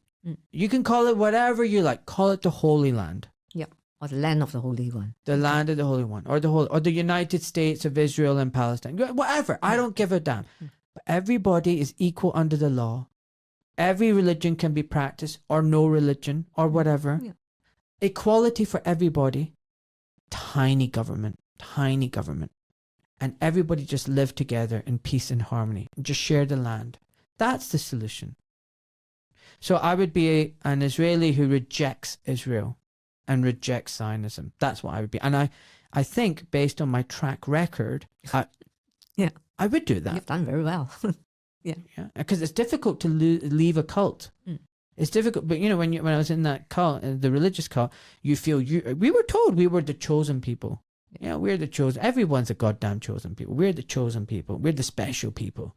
Everyone else doesn't know. We know the secret. We're the enlightened ones. We're the special ones. You don't want to be like them. If you leave, the world will come to an end. God will come down and smite you. You need to stay in the cult, the control. Cults are everywhere. And, people can spot other cults except the one they're in. Okay. But I've left all the cults now. I'm not interested in cults. So I would definitely leave the Israeli Zionist cult. What would you do? What would I do? If I'm an Israeli, say, not only will I leave, but I will actively fight against it. Go for it. You see, if I can't, I'll join you. Yeah. That's why I have decided that I'm going to stand for the Palestinians. They want their voice to be heard. I will be their voice. When I started MAP, of course, you see, it's very good to give antibiotics, give food, and so on and so forth. And then you're an angel of mercy, right? But if you go in the advocacy, you speak up for Palestinians, and so on and so forth, you're going to be in a lot of trouble. Tell me about it. Yeah, a lot of trouble, okay? I've got 8 BBC programs cancelled, okay? And my past interviews, were also not available if you do a search, and so on and so forth. And so even Islamic Relief cancelled me. What? Yeah, Islamic Relief cancelled me. David Not Foundation cancelled me, and so on and so forth. Why did they cancel you? Well, it is basically, I also did a stupid thing. Somebody signed. So they couldn't get any done because I say whatever I say is truth. It happened to me. You might not like it. I'm not passing judgment. Yeah. Okay. I'm not quoting somebody. I say it's me. Okay. Don't like it, tough. Somebody, I think it's deliberate, but sent me a video calling CNN and Goldman Sachs and so on and so forth part of the Zionist matrix. That time was so naive, you see. I don't know what you mean by Zionist matrix. So I watch it. And it says how the finance and so on and so forth are all controlled by the Zionist lobby. So I said, wow, it's not even about Palestine. It's not even about Israel. This man is not.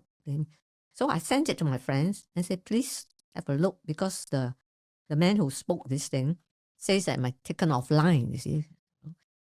So subsequently, it turned out that he was David Duke, one of the former Ku Klux Klan kind of, they call him the wizard of Ku Klux Klan. I don't even know where the KKK got wizard. But it's bizarre, 4'10", Chinese woman, refugee, and so on and so forth. A sympathizer of Ku Klux Klan. But our newspaper and the BBC and the whole paraphernalia managed to spin it in such a way that now I am a sympathizer of the Ku Klux Klan. Oh. Now, so all these corporations panic. They invite me and they cancel me. BMA. Man, you should have told me. I would have cancelled this otherwise. Yeah, so I'm warning you. I'm not going to publish this podcast then. Warning you, there might be flashback, not because we spoke about Palestine, not because I say that if I were Israeli, I would fight actively against this. No, it's no. Swee Ang is an admirer of the Ku Klux Klan. Am I a turkey wishing for Christmas or what? Yeah, you are. I mean, but this is the thing, they try and... So these people wanted to cancel me anyway. Yeah, exactly. Because invitation is always by a section of the corporation who really like you and wants your voice to be heard, because what they dare not say, they want you to say. But there's another section that wants to silence you. They don't know how to silence you. So when this thing comes, it's ideal. Yeah. It couldn't be better. Yeah. So that's it. Yeah. Oh, man. Islamic Relief, can you imagine that?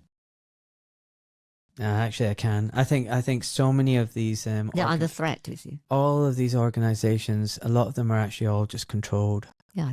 I'll give an example, like the mayor of New York. People are like, oh my God, Mandani, he's brilliant, he's pro-Palestinian. He's another actor. He's another paid actor. The Zionist lobby knew they were losing the situation. The liberal vote. So they put in their controlled agents. Everything is controlled. People need to get past this idea that you can vote in a solution, that a political savior will come along and help you. People need to understand the game that's being played. And the people who are playing the game are so clever, so devious, and so smart, and they know the human nature, and they know how to manipulate us. And they need to always give us a little bit of hope. Yeah. Because basically, they're the casino, they're the house. Yeah. And they want us betting every day, stuck at the betting table. And the moment we get up to leave, they'll come back. They'll give us the drinks, the fancy girls, the extra chips. Because at the moment we lose hope and think, oh my God, politics is not solution. Yeah. We're not playing. That's how we destroy the system. We don't play anymore. So they need to keep us under the illusion that democracy works, that now and again, that if we vote properly and vote hard enough and vote for the right person, we can win. It doesn't work. Yeah. It's an illusion. But then we got to do something, isn't it? Yeah. We are now moving towards an abyss, right? I was speaking to a friend, and she was saying we just need to forget about dismantling the structure. We need to just create parallel societies and communities. We need to start working independent of the government, the media, and start working with each other. That's how we break the system. We just bypass them. We don't vote. we don't take part in all of this. Hi, me again. You're listening to the Doc Malik podcast. This show is 100% independent and fully funded by listeners like yourself. So if you wish to support Ahmed in all that he is doing, then please subscribe to his channel on Spotify or on his Substack, or simply buy him a coffee with one of the donation links which can be found at docmalik.com. Now, let's get back to the show. It's really subversive. Yeah. Oh. Yeah. That's how it works. Because this is how they've kept us all in this matrix system. We create this reality for them every single day. That's a reality. But we live in this system. Yeah. So it's crazy. Anyway, so now you're back in London, right? You've left Israel. You've done the tribunal. Am I right? It was a whitewash. They said the Israeli forces were impeccable. It was all the Christian militias, blah, blah, blah. No, it's a little bit more subtle than that. I think the findings, I might not be quoting it correct, is that Israel bears secondary responsibility in the sense that the IDF did not stop the massacre. Mm. And Sharon is not fit to hold any government office. They got to this, okay? So at least that, I think as a tribunal goal, of course, we are not seeking justice. We just want the voices of the victims to be heard. Mm. And some people criticize that, by going at legitimizing this and so on. I just feel that, like the ICJ, okay? People criticize it. But somewhere, we want the voices of the victims to be heard. And there should be a platform for it, okay? So the findings are okay. You can quibble whether they're primary responsible, secondary, and so on and so forth is legal jargon. But Sharon shouldn't hold office, and he became prime minister. Okay, so that is not the commission's fault. That was the Israelis moving in the opposite direction. Now, if you're an Israeli soldier and in school, you are taught you better kill the Palestinians or you have a second Holocaust. That's the way they're taught. I know. Yeah. Kill all the Amalek. Yeah. You see, that's survival. It's a very, very primitive instinct. This is what I mean by they've been brainwashed and traumatized. That's trauma-based mind control. Like this book we have on the table. The indoctrinated brain. Yeah. Yes, they're all indoctrinated. Yeah. So, my reality is that the Palestinians, they want their voices to be heard. They're dying to tell their story. And they can only write their story with their own blood. I could augment their voice. So what happened when you came home? When I came home, I got to look for a job. Okay, and of course, that time I'm not enough. I don't have a bad enough profile to prevent me finding a job. Okay, so I became a locum in Newcastle, but I just can't settle. My heart and my mind is in those refugee camps. So we formed Medical Aid for Palestinians to raise money to send. Actually, it is something we want to do because, you see, you have big charities coming when there's a disaster, when Palestinian dies, they raise a lot of money, they dump some money, disappear. And so we decided there must be a charity for the Palestinians, for them only. Okay. So that's how Medical Aid for Palestinians was formed. And we chose the name Medical Aid for Palestinians. So wherever they are, whether they are in Jordan, in Syria, in wherever, Lebanon, in occupied territory, we have a right to support them. The charity commissioner has a problem with it. Okay, they have been lobbied. Can't have the name. When did you launch this charity? It was properly launched on 1984. 1984. Yeah. Wow, ages ago. Wow, Yeah. You're amazing. 40 years not ago. Me, all of us got together. So what happened is that there was a quibble. It's done like that. They object to the name Palestinian. Why can't you change it Medical Aid for Palestine, for refugees, or Medical Aid for Middle East, or this and that? We say no. Yeah, like why would they quibble? Because it is the other people don't like it. Look, I never knew Palestinians existed. I agree with the killing of PLO. Different. Once you know that millions of Palestinians in the whole world who are the real victims, the narrative and the dynamics change, right? Absolutely. So the name is subversive. So we went on and on and on and on, and finally we got to borrow the charity number of another Palestinian charity in order to get ourselves registered. So 84 took us 2 years. And when we actually became legal, we got £600, big deal. We want to send it to the Women's Charity Commission and so on in Sabra camp to rebuild the sewage. But before the money can even go, the Palestinians were attacked again, this time by Amal. Okay, so it goes on, you see. So Medical Aid for Palestinians, that's why if you choose to support the Palestinians, it is different from you choose to upset Israel, okay? If you choose to support Palestinians, you support them because humanity demands that we cannot allow this kind of thing to happen to another people, our brothers and sisters. I've never converted. I'm still a Christian. Every time people say, oh, yeah, you converted. No, I got cancer, I got no hair, man. I've got to cover my head, okay? So, yeah. Like you say, okay? Christians have headscarves like that. I mean, I know. In the Middle East, they all have. Yeah. In the Old Testament, New Testament. So anyway, they are part of humanity. Humanity, by allowing this to happen to Palestine, the Palestinians have allowed their part of themselves to die. In fact, maybe all of them to die. Okay? I argued this all the time. Yeah. Yes. Yeah. A doctor who actually is living through a genocide decide not to even talk about it, decide not to address it, not fit for practice. Thank you so much. You know what? Honestly, I'm so disappointed in so many people. Yeah. I gave up on a lot of people and my colleagues and so-called friends over COVID when they thought it was okay to lock people down and have no informed consent. Okay?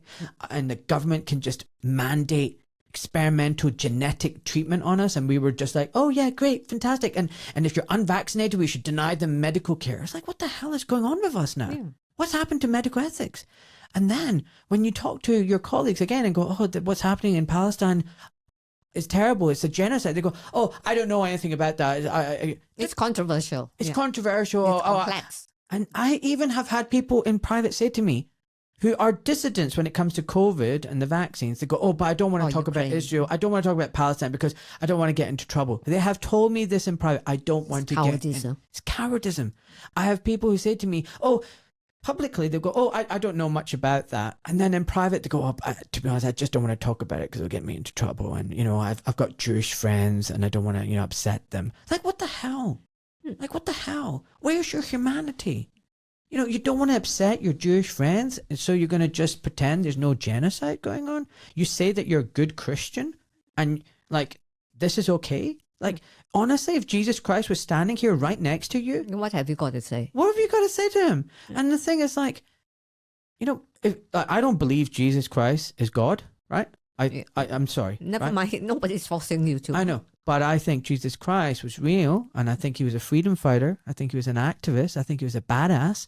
He fought the Pharisees, who were the organized religion. Yeah. He fought the money changers, who were the banking system. He fought the Roman Empire, which was the government. And those are the three evils: organized religion, the priest class, you know, the money changers, the banking system, and the government. Those are the enemies. And Jesus Christ knew that. And he was a dissident, he was an activist, he was a badass rebel, he was a freedom fighter. And what he said was, you know, God is within us all. And what I think he actually meant by that is, you know, is God not omnipresent? You know, everybody says he's omnipotent, omnipresent. So God is everywhere? Yeah. Sweet. So God is here? Yeah. God is over there? Yeah. God is here? God is within you? Yeah, of course. God is within me? Yeah. God is everywhere. That means part of God is within me. Of course. Okay, so all these people who say, oh, you know what, there's no genocide, or I don't want to talk about it, or, you know what, let them have it. You know, Jordan Peterson, give them hell, let them have it, whatever. You know, God is with us right now. Jesus is here right now. Like, what are you going to say to him? You're okay for children to die and have their limbs blown off? And 20,000. How can you call yourself a God-fearing, God-loving, God-whatever person when you're happy to just let this fly? I think, you know what, shame on you. Yeah, shame on you. Shame on you. Yeah.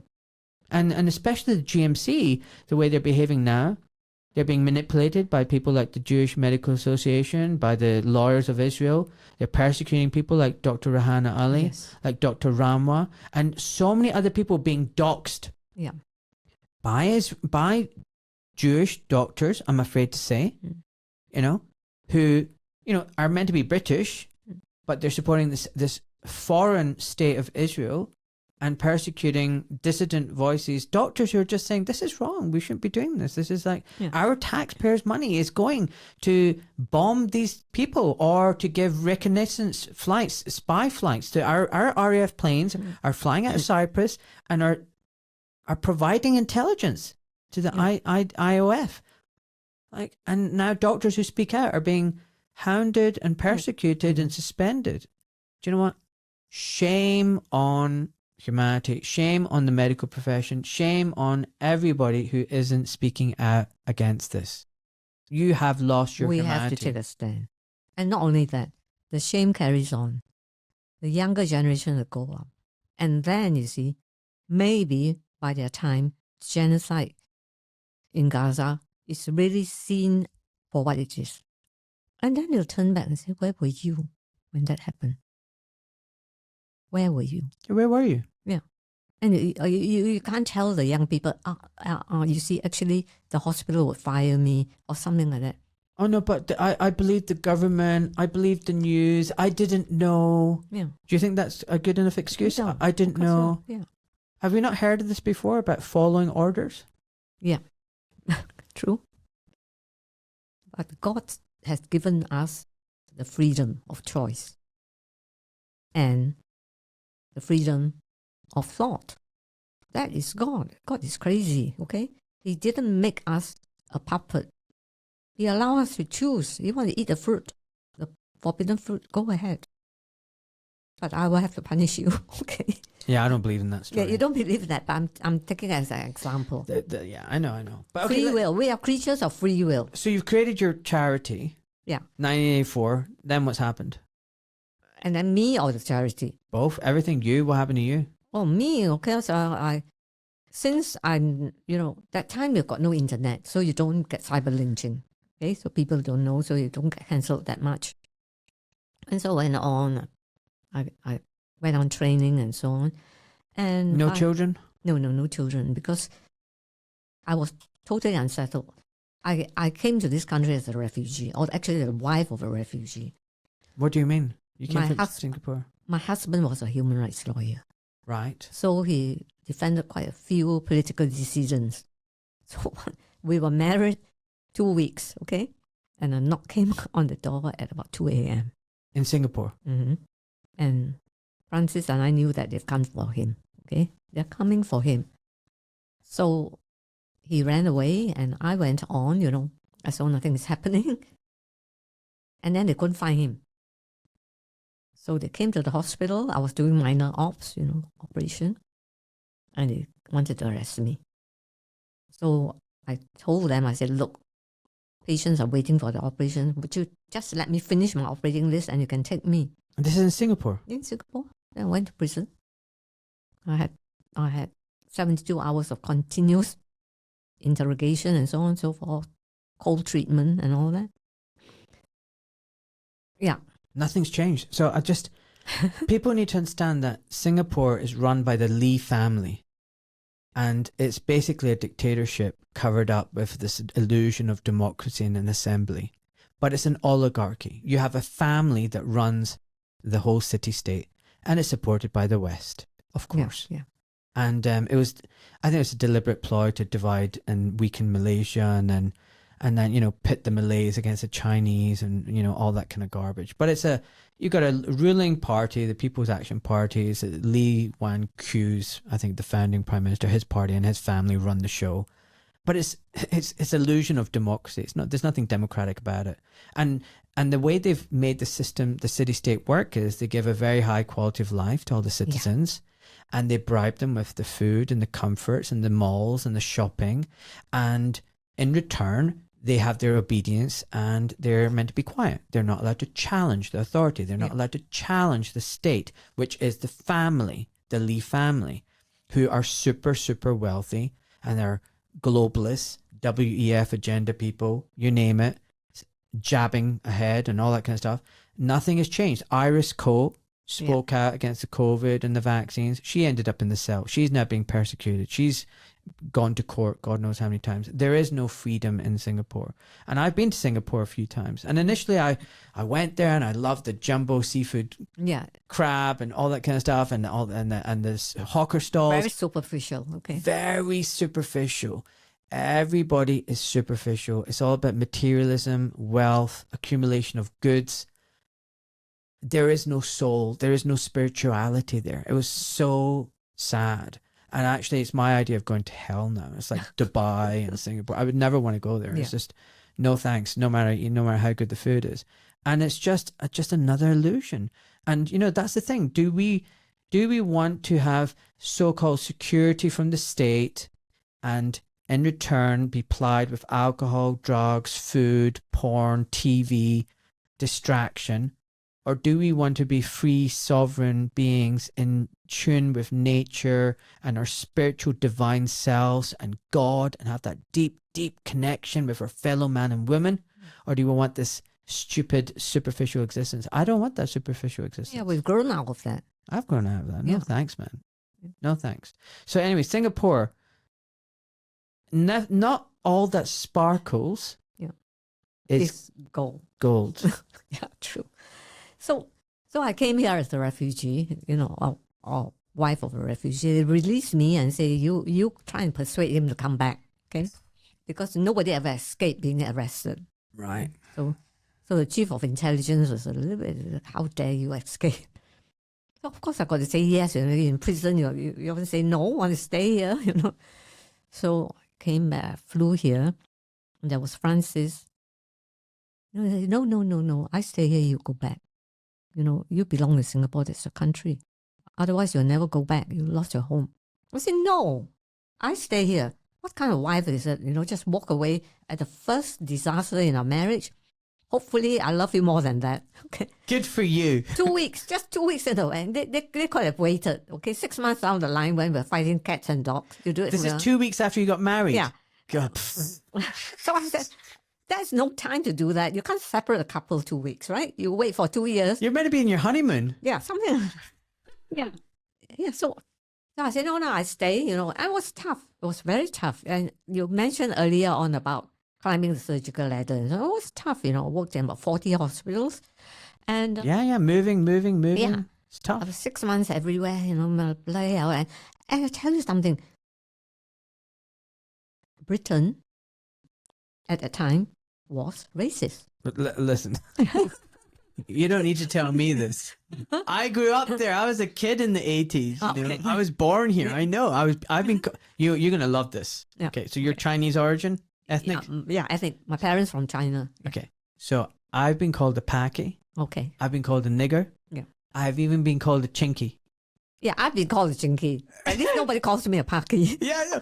But I've been called a chinky. Like, Chinky, I mean, God Almighty, what? Is your skin yellow? Oh Lord! and then I remember when the kids came closer, they went, "Oh no, he's not a chinky. Yeah, we don't know what he is." I've been called everything under the moon, basically. And my dad's shop was broken into several times. They put dog feces through the letterbox. They smashed all the glass. They sprayed National Front on it. Go home. My dad once was hit over the head, in his shop. I know what it's like. It's a very different country. So now I actually see the reverse racism. Yeah. Now I think white, straight young kids, boys, are prejudiced against, believe it or not. Yeah. And I think no racism is right. Yeah. And I speak out against it because having received racism, correct. I'm against all forms of racism. Correct. Not just He against... has a right to be here. You have a right to be here. She has a right to be here. Right? Let's call quits and get together, right? So, and the thing is, I just don't believe... And I think, too much is spoken about racism and colour and diversity, and it's all bullshit. And I'll tell you why, Swee. Because what the people want is just superficial diversity. They do not want diversity of thought. Yeah. They want you thinking the same way. Yep. If you're black, brown, yellow, white, they want you thinking the way they want you to think. You're not allowed to think any other way. Yeah. That's not diversity. True diversity is diversity of thought Yes. and spirit. Yeah. But they don't want that. It's No. all, and they talk about racism now all the time. And I think, just shut up and stop talking about it, and there won't be any racism.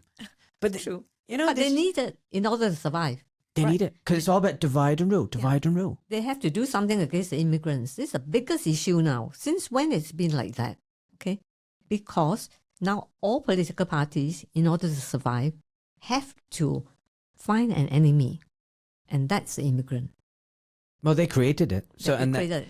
problem, use it. problem, reaction, solution. Yeah. They create the problem, They react to it and they get a solution. Anyway, so you've got a bit of racism in the 80s. You're struggling. You're a woman in surgery. I usually don't mind the racist bit. You know, I do mind not. Of course, the truth is because I didn't graduate in this country, I don't talk with a British accent. Okay, I'm obviously that Chinese woman, the Chinese accent from somewhere, who has come to live here, and therefore, what are we going to do with her? And she insists on doing orthopedics. That stubborn little bitch or something like that. You know, she just refused to move. They tried to offer me psychiatry. So I said, I'll do it if I like it, but I didn't think about it. I haven't thought about it. I can't change, you know. And finally, they said, why don't you just take a break and take 6 months and go and work in St. Thomas's in the plastic department? I said, okay. And you'll be a good plastic surgeon. And we'll tell Mr. Davis that he has to train you, okay? But we cannot support you to be an orthopedic surgeon. You know, what will the BOA and blah, blah, blah think of us, you know, pushing you? Okay, so we went to St. Thomas's, okay? And that's where Beirut broke out. So, oh, wow. So it's been very unstable, so never had any children. So when I came back from Palestine, I'm in no mood to have any children. I want to do something for Palestinians. I will keep my career hanging because I work hard and because I've got nothing else better to think of. So I never had any children. So I've missed the boat. And also the truth is... Well, humanity is your children. You're doing all this. It has to be by default now, right? Rather than by design. And that's why when I talk about the woman and the kid, you see, it still have bits of me in it say that, you know, I would have a son 43 years now if they didn't shoot him. You see? But actually thinking back, you know, all over the world there are children who really need to be taken care of. And I can't take care of them. Do you know what? I hope you'll appreciate this as a Christian. I've had the largest awakening you can possibly imagine in the last few years.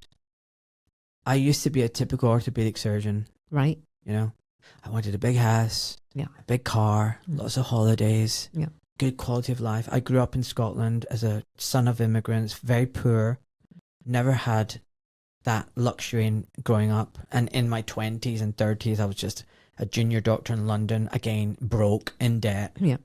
I just wanted that dream. Okay. And that's what I wanted. That's what I wanted to pursue. Just a good quality of life, provide for my family and children. And I was in the system. And I gave up on the NHS because I was clinical director and I realized the corruption in the hospital that I was at. The fact that there was no chance that I could change the system, that the NHS was fundamentally corrupt and benefiting big pharma, the corporations, the McKinseys. And it was just broken and I couldn't fix it.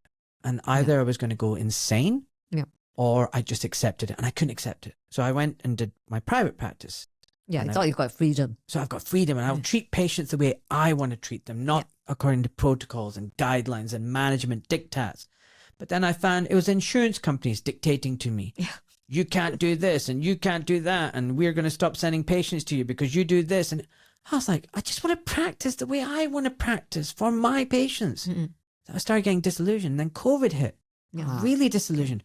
And then I started looking into more and more things like climate change, the BS that is, and the education system of our children and indoctrination of that, and the corruption in the medical field and big pharma influence and the indoctrination of doctors. And then I looked into abortions. Sweet. This is coming from a non-religious person, someone who just believes in God. Okay. I'm very much now against majority of abortions. Do you know we kill 250,000 babies in this country every year? 1 million in America. Do you know where the most dangerous place for a human being is? In the mother's womb. Yeah.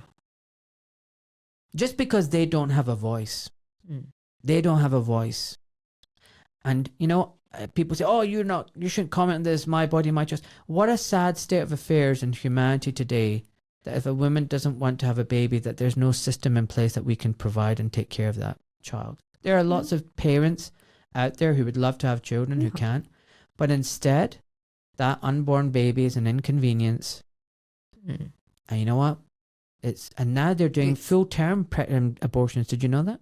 And That's infanticide. It's infanticide. And I'm telling you right now, all throughout history, humanity has sacrificed children. All societies, Babylonian, Canaanite, Arabian, all of these across the Levant, North Africa, India, the Mayans, the Aztecs. But at no point in humanity has there been such an industrial scale of child killing as there is right now. It's awful. Yeah. And this is what I'm talking about. Humanity They've lost it now. They've lost it. We are so disconnected. So, of course, the majority of people don't care about the genocide in Palestine and can see babies literally with their brains blown out and amputations, because we allow here 250,000 babies to die every year. So what's 20,000 in Gaza? So what's 20,000 in Gaza? Who cares about the kids dying in Sudan or here and there? Do you know what? It's just, it's an inconvenience. You know what? It's like, whatever. And these things happen. We have all lost our humanity. We've had it. Like, it's bad. Yeah, we've had it. And it's not just Gaza. I hate to say this. Sudan. Sudan. Yeah. Sudan is so bad right now. Yeah. South Sudan, they got their independence. They're got their own genocide going on there. There's Yemen and other places around the world. And, it's so desperately sad that it's just normal now. Ukraine, Russia, that's sacrifice. Young boys going off to die for a pointless war. Correct. For the globalists and every war is a banker's war. Every war benefits the financiers. They can make a lot of money. They make the money. They love it. And it's a bit of, I actually genuinely believe they want a bit of human sacrifice as well, a bit of culling to go on. And that's the problem, that we are all so desensitized from it. We're all just stuck chasing the big house, the big car, paying the bills, that we don't have time to think, reflect, think about our shared humanity, and think, you know what, something's deeply wrong in the world today. Why are we letting this happen? And we're also made to hate one another. We hate the migrants, we hate the gay people, we hate the straight people, we hate the white people, the black people, the old people, the people who are Muslims, the people who are Jews. And that's why I say it's not the Jews, it's not the Muslims, it's not the migrants. We are deliberately all of us. It's all of us. Oh, God. Yeah, you're right. It is a very sad world. Anyway, so now, what? Your career, you're moving on. Yeah, I'm moving on, and then then Beirut happened, and I came back from Beirut. I continue on with MAP. Then in 1985, I decided to resign the second time. This time to go to Beirut with medical team, launch the medical program for MAP and so on and so forth. So I stuck there for a while. And then in 1987, I have to resign a third time. And this is when Prof really had it with me. And that's because Pauline Cutting and a team was stuck in the siege of Boucher-Brachnay. So one of my volunteer team. What year is this? 87. 87. I'm winding the clock forward very quickly. Yeah, that's fine. So you're stuck in the siege where? No, my team is, because once you start bringing volunteers into a war zone, anything can happen to them. And which war zone was this? Still in Lebanon. Oh, still in Lebanon. Yeah. So there's Pauline Cutting and Ben Arloff and, my team. Wonderful young people. Oh, sorry, I just don't understand. Those are names of the people. Okay, don't worry about it. Okay. They're all doctors and nurses. Wonderful people, who wants to devote, a few weeks of their life to help others. You see, they feel that they've got medical skills. Yeah. They volunteer to MAP, so they go out, and then lo and behold, the camps are attacked, and then food supply was cut off. They're starving. Yeah. So I said, no. I got to go back. I got to go and so I brought our team, did a team swap, and then from there on, then the Palestinians in Gaza launched their first uprising.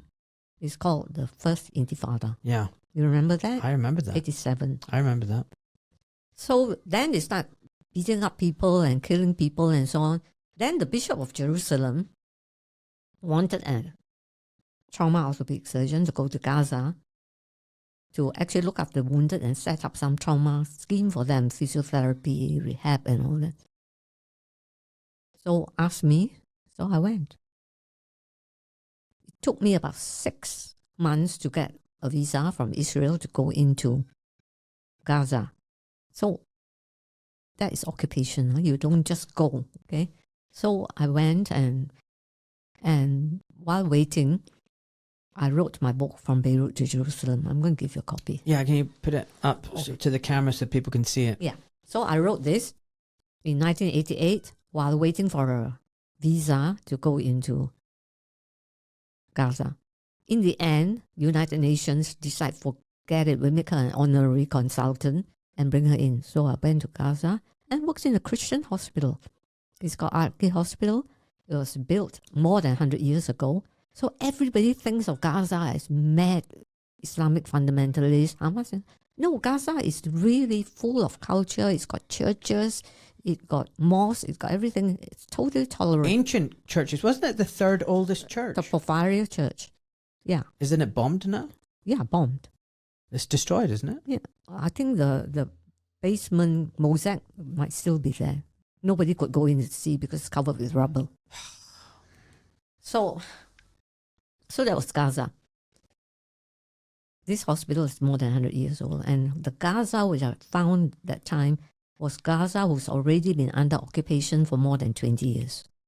And during the occupation, the hospitals were neglected. You know, people were really curfew every night. And what Gaza served at that time was a pool of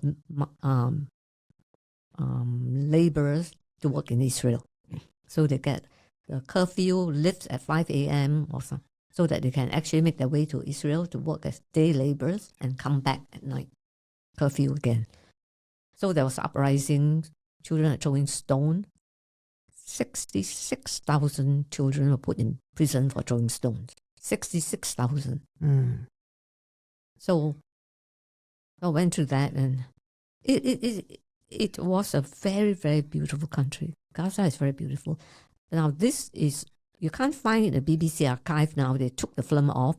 The BBC Everyman made a film called Life Under Occupation in 1989. And you can see footages of how Gaza looked like that time. Not debris and bombs and so on. Gaza used to be planting fruits and vegetables and so on for the whole of the region. Yeah, so that was Gaza. So then Oslo came, right? Oslo Accords. Yeah, Oslo Accords came. And of course, so we thought, very good, we don't need map anymore because... Although, can I be honest with you? Sorry for interrupting. I really do feel like Yasser Arafat just capitulated. I don't know. Yeah, I have my own suspicion. Arafat got to evacuate then because that's understandable, because the whole of Lebanon was destroyed. Okay, and I think he bought into the two-state solution because he felt that, you know, it is at least a station where my people can have some space to breathe for itself. And in a way, I think the Palestinians will get very angry with me. How dare you judge, okay? But in a way, they have not understood the real nature of Zionism, which will not allow a two-state solution. And why will they not allow a two-state solution? Because this land belongs to us. God gave us the land. You're speaking as a Zionist. Yes. Yeah. Right. So you have no right to be here. You're an inconvenience. You need to leave. Yeah.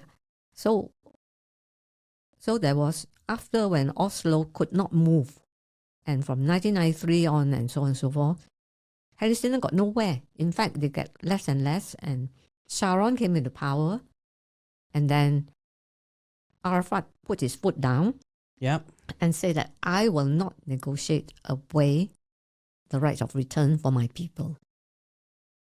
they're all in exile. They have a right to return. I'm not going to give that away. He refused to sign on that. Refused to sign on giving away East Jerusalem. He said because the whole Arab world, it belongs to, it is Al-Aqsa is the third most sacred, I don't know what you call it, Holy site. holy site in the Muslim world. So I've got no right to sign that away. So what did they do? They put him under blockade in Ramallah. Yeah, I know about that. Yeah, so he went in It was basically house arrest. Yeah, house arrest. They shelled half his compound. Yeah. And then I don't know why they want to poison him, but they did. Yep. Because I think he's not compliant. He was not compliant. So I killed him. So it is really bad, okay? Really dark. Yeah, really dark.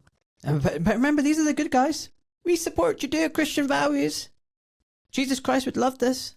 Polonium. Yeah. Because they want another kind of Palestinians to run the whole show. Of course, this is inside story. Arafat, before he was about to die, released a whole lot of Hamas people from his prison. So that was seen as an act against Israel. So I think that probably earned his death sentence. Because not signing away Jerusalem, they'll take it anyway. Not signing right of return, they won't let them come back anyway. But releasing Hamas fighters from the prison. But the funny thing is, Hamas was funded and supported and made by Israel. No, Hamas was not made by Israel, but Hamas was facilitated in the That's what I early mean. days. Yeah. So whether they... That's what I meant. Yeah. So what happened is that because they want to challenge the PLO, they need to create an alternative. And don't you think it's also because the PLO had Christians in it and, Druze in it, and it was a secular organization. And if you want to really create a boogeyman, Yeah. the narrative is they're all crazy Muslim jihadis. They're nothing like us. We're Christian Judeo values. These people are crazy Muslims. They are head choppers. So it's easier to deal with those kind of people and then justify your evil actions on them because guess what? They deserve it. But if you are combating the PLO, which is a secular, multi-faith organization, Yeah. many of whom are Christian, Yeah. suddenly that's going to get quite The inconvenient. story if to your narrative- wash, yeah. Yeah, because then how are you going to wash that? How you're persecuting other Christians? Like, hold on, how does that work? Why? How can we be allies with Israel when they're persecuting other Christians? This isn't right. So I think that was part of it as well. I don't know. I've got no evidence for that. But I'm just saying, it Yeah. just makes sense to me. Yeah, it worked out that way. Yeah. But actually, if you have the kind of PLO, with the same militancy before 82, running the PA, they'll be destroyed anyway, right? So is it just, just sifting out what they can live with and what they can't? And it's also divide and rule. So that's the oldest playbook, divide and rule. It's happening here. It's happening everywhere. They manufacture division and hatred. Because while we're fighting amongst each other, Yeah. we're not looking up at the person who's oppressing us all. Yeah. So now you create Fatah, you create Hamas, you get one group ruling the West Bank, you get one group ruling Gaza. Now it's not a united Palestinian opposition. Now you can trade off each other. You can have them all fighting off each other. Yeah. In the meantime, you carry on taking their land, you carry on persecuting them, you carry on doing the genocide, and the Palestinians are too busy fighting amongst each other. It's perfect. It's great. Yeah, it is it's an old playbook. But whether the Palestinians are going to play it, I don't know. If I tell you what, if the Palestinians are to have an election tomorrow, which party do you think will win? I have no idea. I'll be honest, I have no idea. Yeah. What do you think? I think Hamas will win. Because it's every man, one vote. Are you Because they are are. you a Hamas supporter? No. Do you not love that question? Are you a Hamas supporter? The moment I say on X or whatever, Israel's causing, carrying out genocide, or innocent Palestinians are Yeah, Pierre Morgan. Do you not condemn Hamas? Don't you condemn Hamas? Or do you support Hamas? It's like, just shut up. Like, Swee, I'll give you an example. I don't like a genetic experimental shot. Are you an anti-vaxxer? Like, no, listen to my argument. Combat my argument. Yeah. I don't believe in the genocide. I think it's wrong what they're doing. Are you a Hamas supporter? What's that got to do with anything? Yeah. We're talking about genocide right now. Yeah. Who are the people that are killed? Who are the people who are dying right now? Yeah. So when people throw things back like that, what that shows to me is their ignorance, their stupidity, and how lost they are. Yeah. It's just like believing that I am a sympathizer of the Ku Klux Klan. Okay. Yeah. Try harder, for goodness sake. Try harder. Yeah. For fuck's sake. Okay. Right. If we look at, are you a Hamas supporter? 47% of the people that were killed in the genocide are men, okay, of different ages, okay, which means 53% that were killed are women and children.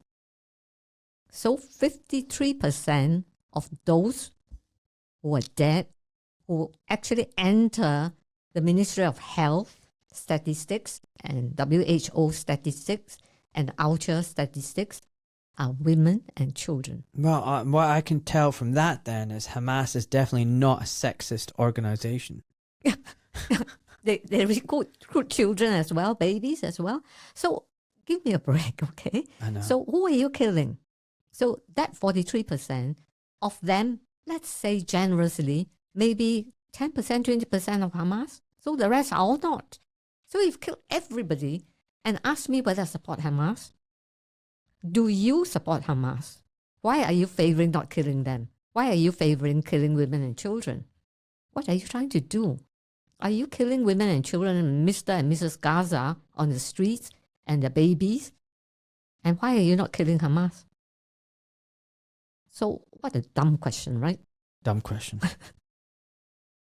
So we're killing people like that. You've got no choice. You got no choice. Yeah. But even, I've looked into October 7th, and it's what you call green flagging and goat staking operation. So the Israelis knew what was going to happen. They knew it was coming.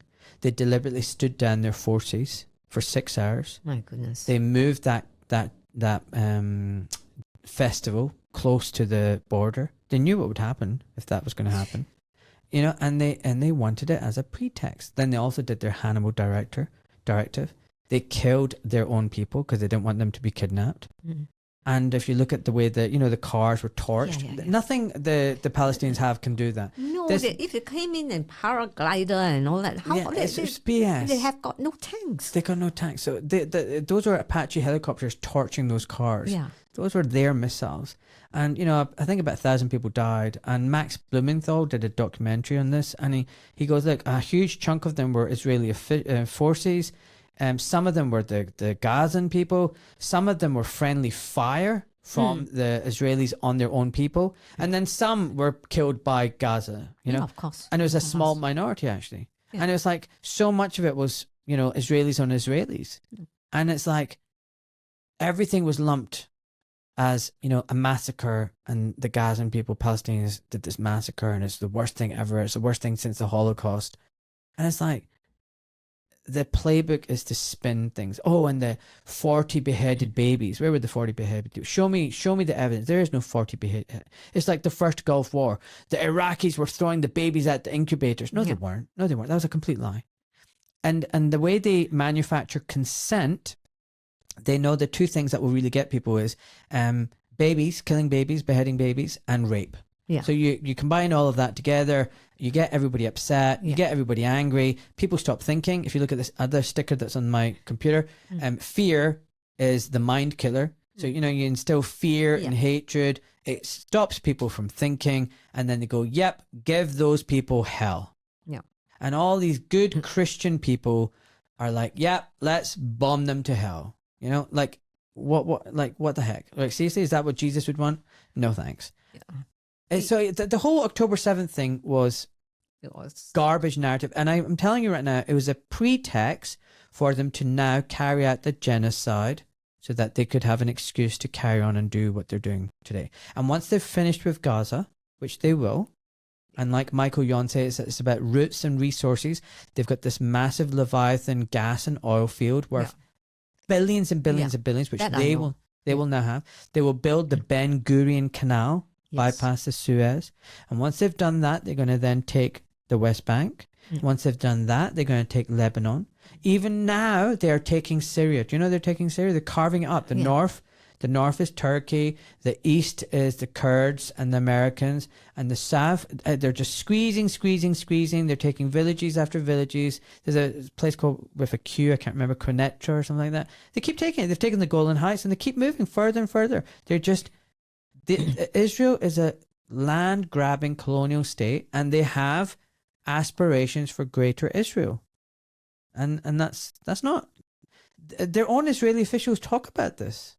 Their soldiers have the arm badges with Greater Israel on it. You can find it. This is what, because God said to them. Can you imagine any other people, like, they come over, that, like, take the Chinese, the Chinese people, right? Imagine they came over to Britain and said, you know what, we've got a holy book and it says Britain belongs to us. And you'd be like, you'd be like, I don't care about your holy book. Like, sorry, go away. No, our God said this is our land. What the hell? Like, great, good for you that your book says this.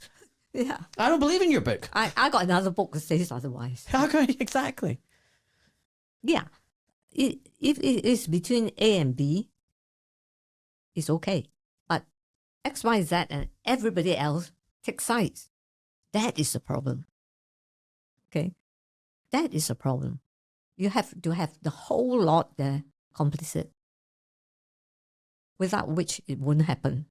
Or every government in the West, every Arab government, aren't they? Are they not all complicit? That's why it could happen. It's happening. So, why should I support Palestine? I support the Palestinians because I found out about their story in the most difficult way, through their death and through my direct association. Okay? And they will keep on dying until the world wakes up to the fact of what happened to them. Now, what is Gaza doing? Gaza is fighting this whole kind of ward of countries who actually want to dominate the whole world, right? Okay, so USA, all the Western countries, now Canada wants to back out, but I don't know how long for, might want to come back, and so on and so forth. You know, all these countries, so Gaza is facing them with nothing, only their bodies. So, with a situation like that, I want to ask everyone, what would you do? Would you join the losers as we see Gaza, or would you just take the winning side and hopefully have a share of the profits? And God is asking me that question. And I have made my answer. That's it. What is happening in Gaza right now? So I have Israelis. Eden, you're listening. This is for you. And other people. Jonathan, this is for you. Norman, this is for you. Christians, Claire, this is for you. People out there who are like, there's no genocide. All these people, they've told me there's no genocide. There is no prison in Gaza. Gaza's free. They're running their own country. They've chosen this, terrorist organization to run them. It's their fault. They voted it in. There's no embargo. There's no sea and air embargo. It's all lies. It's all propaganda. Where, this is Palestinian people. They are just violent, aggressive, genocide. They're not genocide. They're they want to murder all Israelis and Jews. This is what they're like. And everything you hear is propaganda, and all these videos that you're watching is Pallywood. It's manufactured. There's no dead babies. The Israeli government the Israeli occupation forces are the most offensive forces, are the most moral army on the planet. They are so moral and they care so much. They would never do anything like this. And to even question them, you are anti-Semitic. Yeah. What would you say to that, Swee? I was like you. Up to the age of 33, I bought into all that. And by the grace of God, He has made me take a journey and open my eyes. And even at the last minute, I did not quite believe. Now you're going to tell me that what I experience, what I see, the wounds that I healed, those that I couldn't save, the tears of the mothers, and the blood of babies, these are things which have been artificially created. Has someone created the stench of the dead bodies, created the orphans, devastation, the tons and tons of rubble in all the war zones I've been to? Are they lies? All right, that's 1982. I'm talking about now. Now, very good. Go into Gaza. Walk over the rubble. See what it's like. Look at the starving babies and children. Do you think it's a lie? There's no one starving. The food convoys are going on. Hamas is hijacking all the food convoys and feeding their soldiers. But Israel is giving all the food and medicine. It's the most humane army. Who does that? What army feeds the enemy? You know, they're amazing. It's Hamas. It's all a lie. They're all, look at these Hamas soldiers, all fat. They've got plenty of food. I hear all of this. What'd you say to that? You're kidding. No, I'm not kidding. I hear all of this. This is what people come back to me with. I have one piece of advice for you. Just delete it. For your own sanity.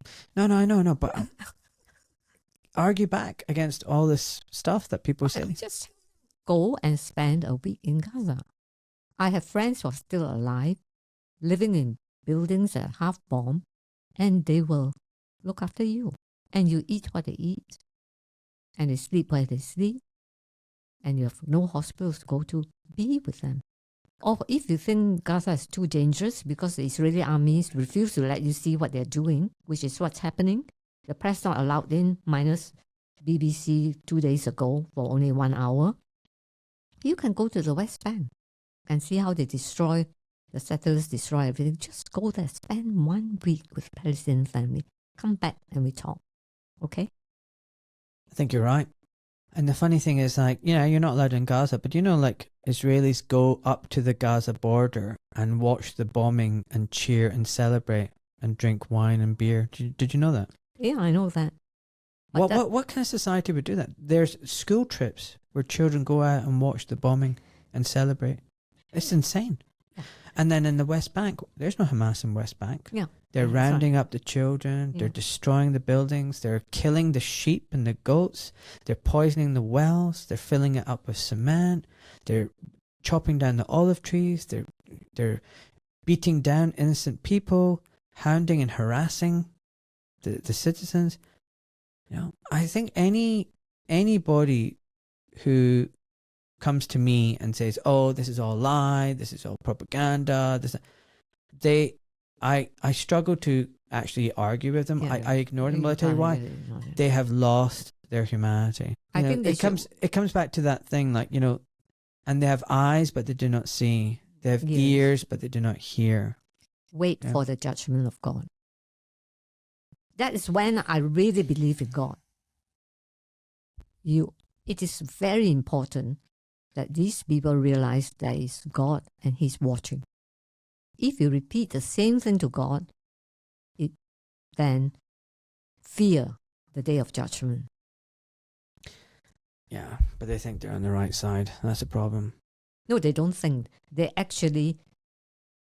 love to think they're on the right side, which is different from actually knowing that they're on the right side. Okay, can I read I remember there was a chapter in the Quran I remember reading as a kid. So Surah Al-Araf, and we have certainly created for hell many of the jinn and mankind. They have hearts with which they do not understand. They have eyes with which they do not see. And they have ears with which they do not hear. Those are like cattle. Rather, they are more astray. It is they who are the heedless. Yeah. How can you argue with these people? It's very difficult. No, you don't argue with these people. I will only talk to them if they spend 1 week in the refugee camp. There's another saying as well, Surah Al-Hajj. For indeed, it is not the eyes that are blinded, but blinded are the hearts which are within the breasts. Yeah. No point arguing. There's just no point arguing. No point arguing. Just leave it. We support the Palestinians. What they've been through, I will speak up. I will do all I can to raise help for them. Yeah. Do you know how many Palestinian hospitals have been destroyed now? The main ones, 36 out of 36. But then the field hospitals and so on, I'm not quite sure. Because they're always temporary hospitals, like temporary. Yeah. But the main physical, they've just been bombed. I mean, they've all been bombed. I'm going to say something controversial. This will get me into even more trouble. You can see that. I think they are all destroyed. There's 36 hospitals. Some say there's 31. The WHO reported 94% are damaged or destroyed. But yeah, they're all pretty much gone. But I can't help but getting into trouble. I would argue, not even the Nazis did what the IDF, IOF are doing now. I don't hear of the Nazis going and bombing hospitals and schools and targeting civilians. I just don't. Well, it has not been reported. I mean, not that I know of. I'm just saying, it's so bad. If they did undergo the Holocaust like they claim to be, they should be the first ones. No. I think the Holocaust is real. I'm just saying, if they claim it, right? Yeah.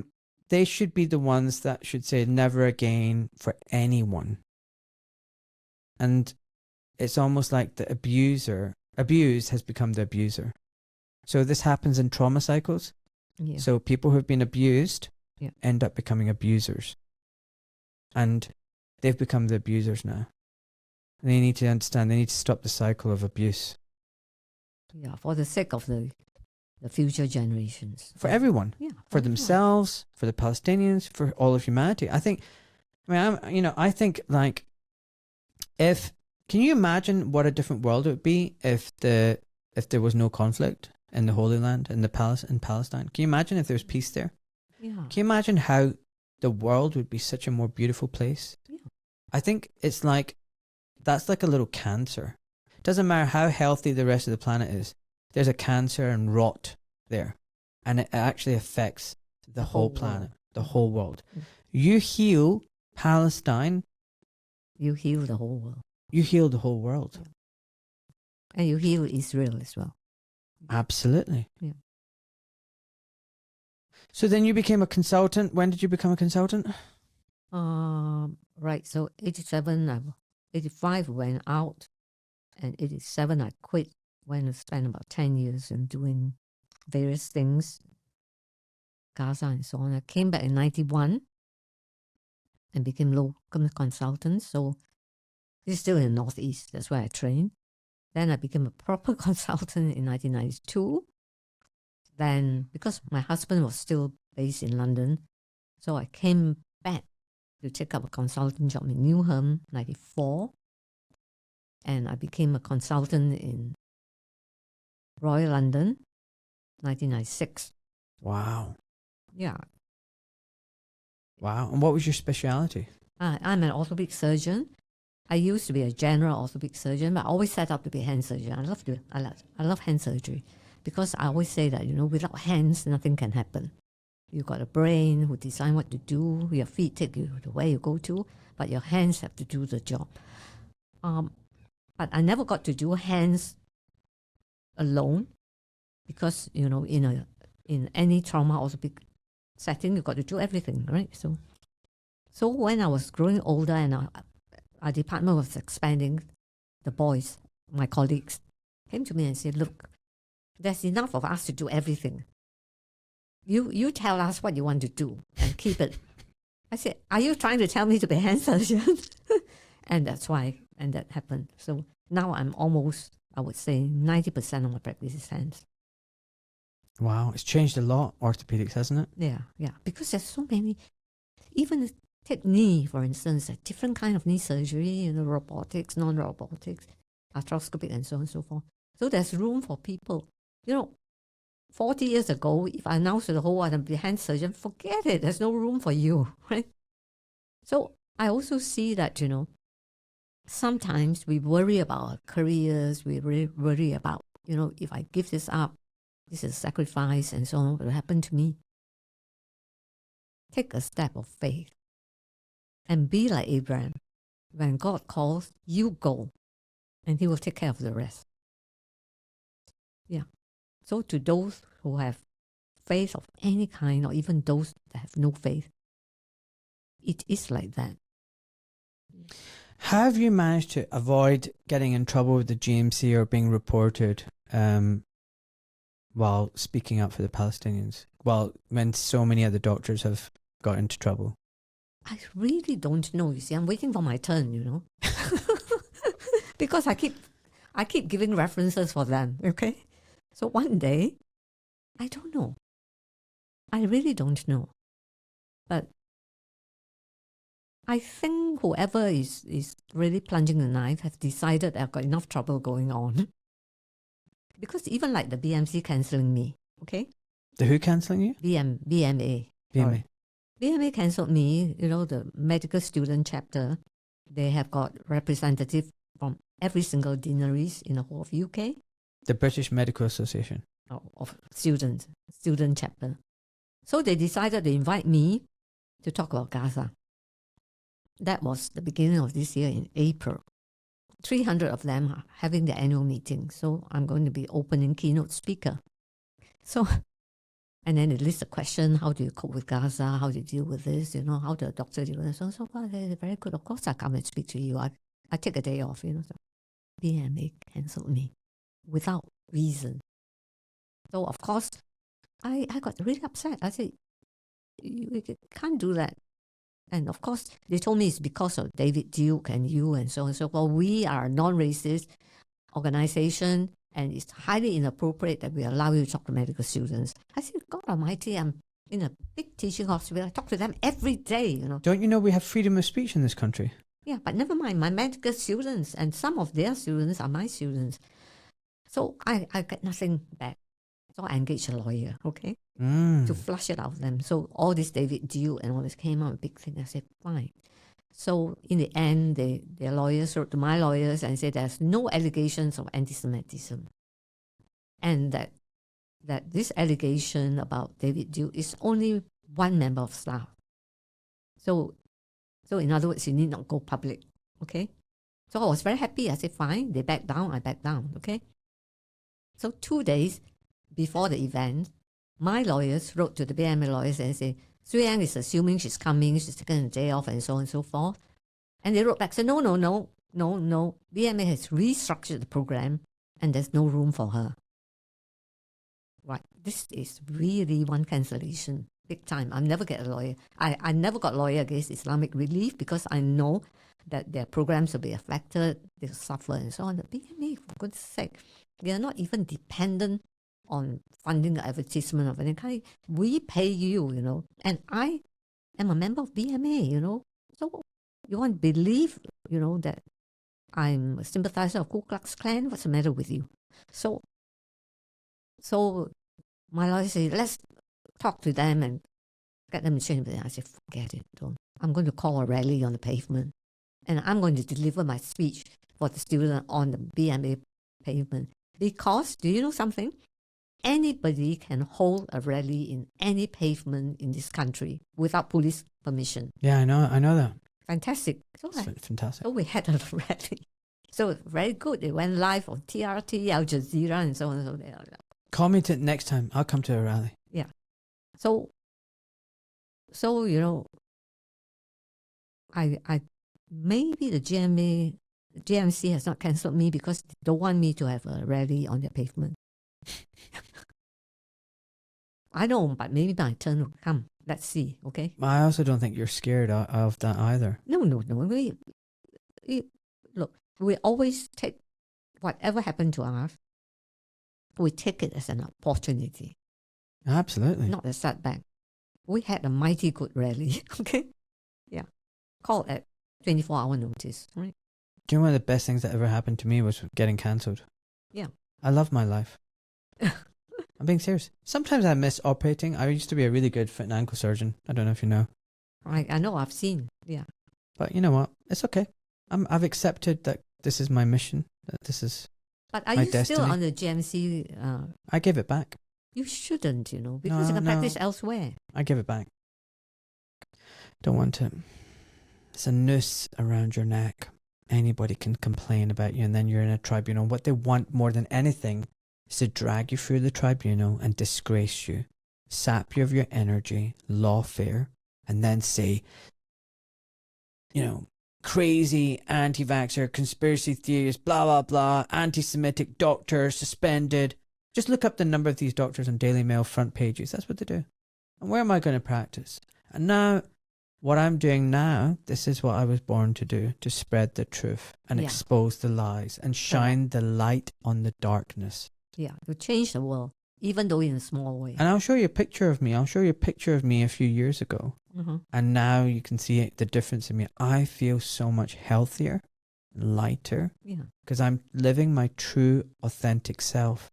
good. I'm not chasing the big house, the Yeah. big car, Yeah, the don't need fancy. it. Don't freaking need that. Don't need that. I tell you something. Don't need any of that. Don't need that. You see, I'll tell you, this is me, okay? Cancer, widow, elderly, okay? Can I take to my grave? And how much money do I need for the last few years of my life? Forget it. I'll do something to get myself fired. So what? I told one of my younger ones, I said, a lot of you will dare not speak up because you will finish a career. But I'm not afraid. Because if I got fired, same. Yeah, same lifestyle. If I go to prison, of course, it's a different thing. I might not rough it, okay, but medically, maybe I can't go to prison. But, so if you look at it in that perspective, it is so good to be free, to be able to do things which are right, to speak for justice, to support human beings who have suffered injustice, and to be able one day to stand before God. I think Jesus would be proud of you. I hope so. Do you know what? You might only be 4'10", Yeah. Swee Ang, but you're a giant amongst men and women. Do you know that? I really do think so. I'm just telling you.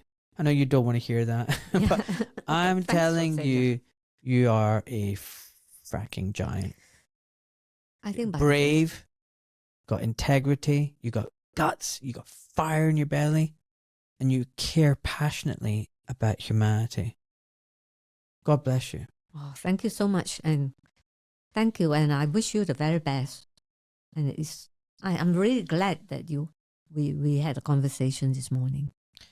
Yeah, I know. It was I think it was difficult to set up. Initially, you were like, "Oh, we can do it remote," and I said, "No, isn't this better than doing it remote?" Yeah, I don't know what, because it's not another interview, Yeah. And then of all things, of all days, they got canceled the train this morning.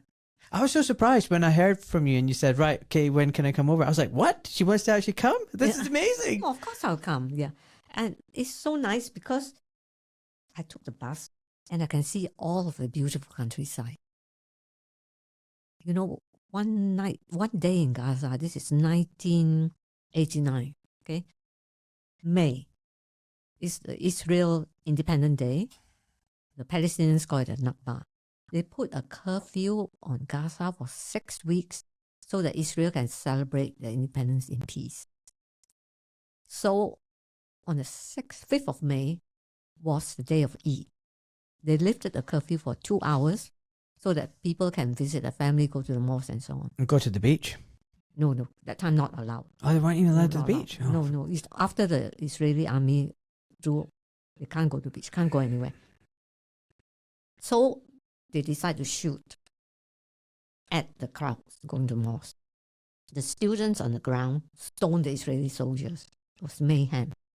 We got 300 odd wounded to our hospital. 6 died before we can even get to them. The next morning, I've had it. I've been operating overnight, and the hospital, the data manager said, please go back to your room, have some breakfast, and you can come back.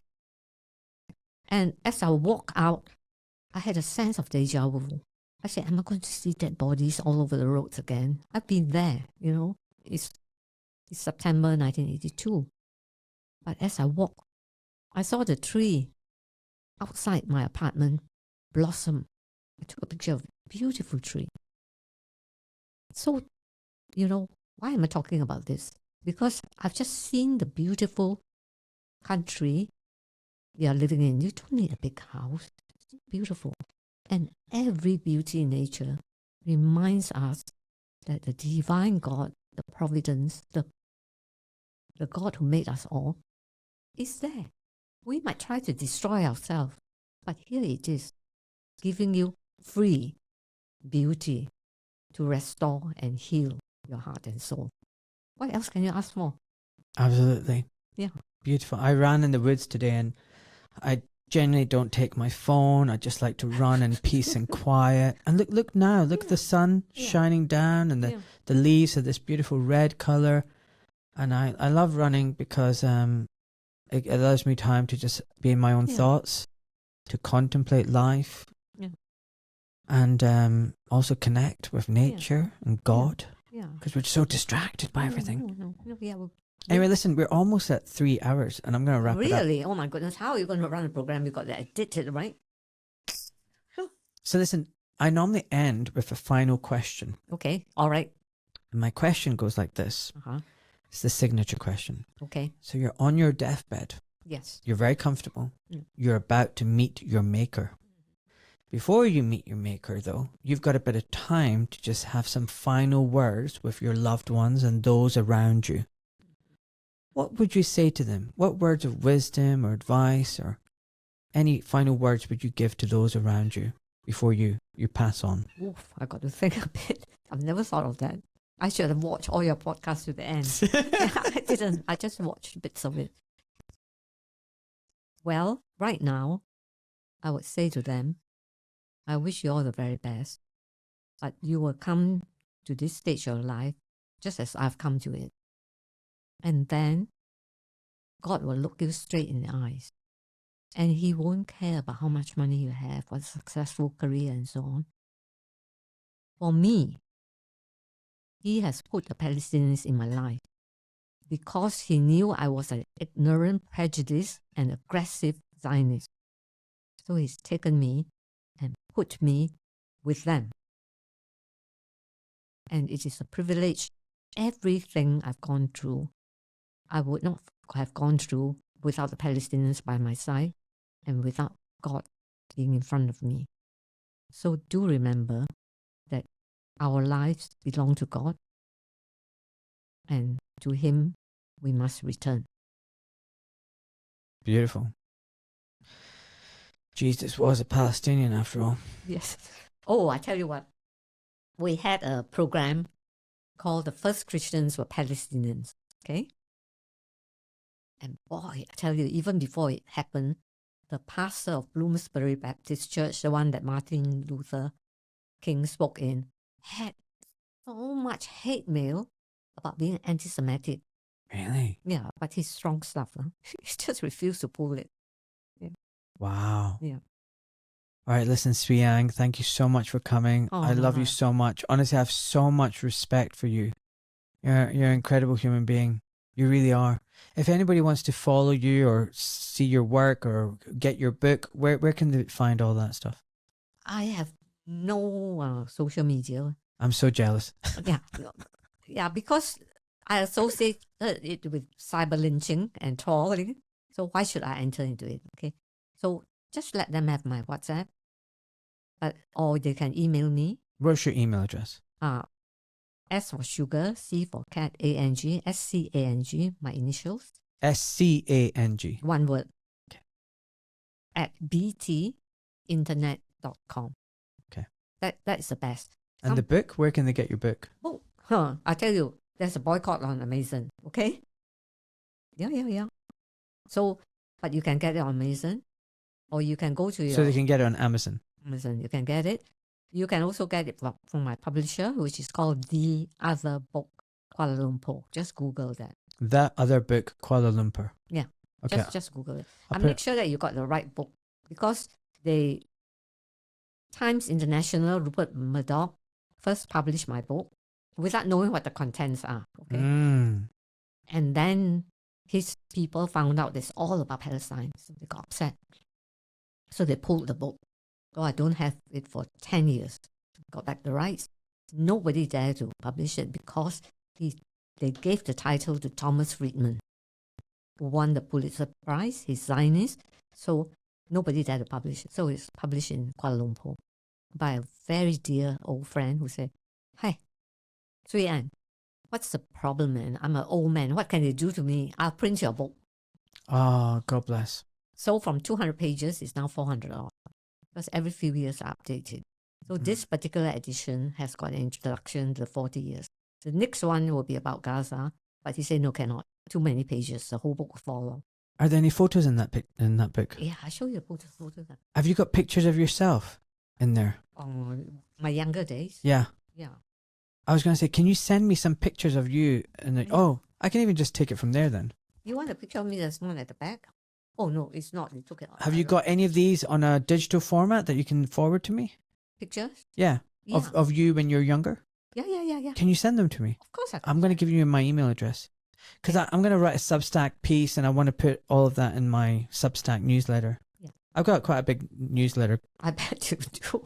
So I'd quite like to see. Because people look at you now. I mean, you're beautiful. You're absolutely gorgeous. Yeah. But people just think of you as always just being like this. I want them to see you through the years and what you were like. Okay, of course. Does that make sense? Yeah. But the baby photos I might not have. No, that's your book. Okay. Oh, thank you so much. I'm going to get you to sign this if you haven't Of signed it course. already. Yeah, And- no, I haven't signed it. no, I need you to sign I it. usually don't sign it until people have read it, just in case you are like Murdoch's people. You read it and you don't like the book. Okay. No, seriously, you're an absolute hero. And it's because of God, you know. I know, I can tell that. You're driven by God, but you are an incredible human being. You have a beautiful soul. So should we all. But we live in this world like poison. Yeah, we're poisoned by all that's going on. We are poisoned. And we're made to forget who we are. Yeah. We are important, you know. Okay. I know We you're are not a important. Christian, but if Jesus... No, I am a Christian. Remember, I told you I'm a proper Christian. Yeah, you are. If Jesus Christ came to die for us, we are important, right? Whether you believe that he resurrected or whatever he did or did not, if he actually died for us, it is quite something, isn't it? That gives you a sense of supreme self-importance. Beautiful. Listen, thank you so much for coming. All right, it's been wonderful. Amazing. I hope you enjoyed that. Was that good? Yeah. Nice chat. Nice chat. It was a nice chat. Yeah, so good. Yeah. 3 hours.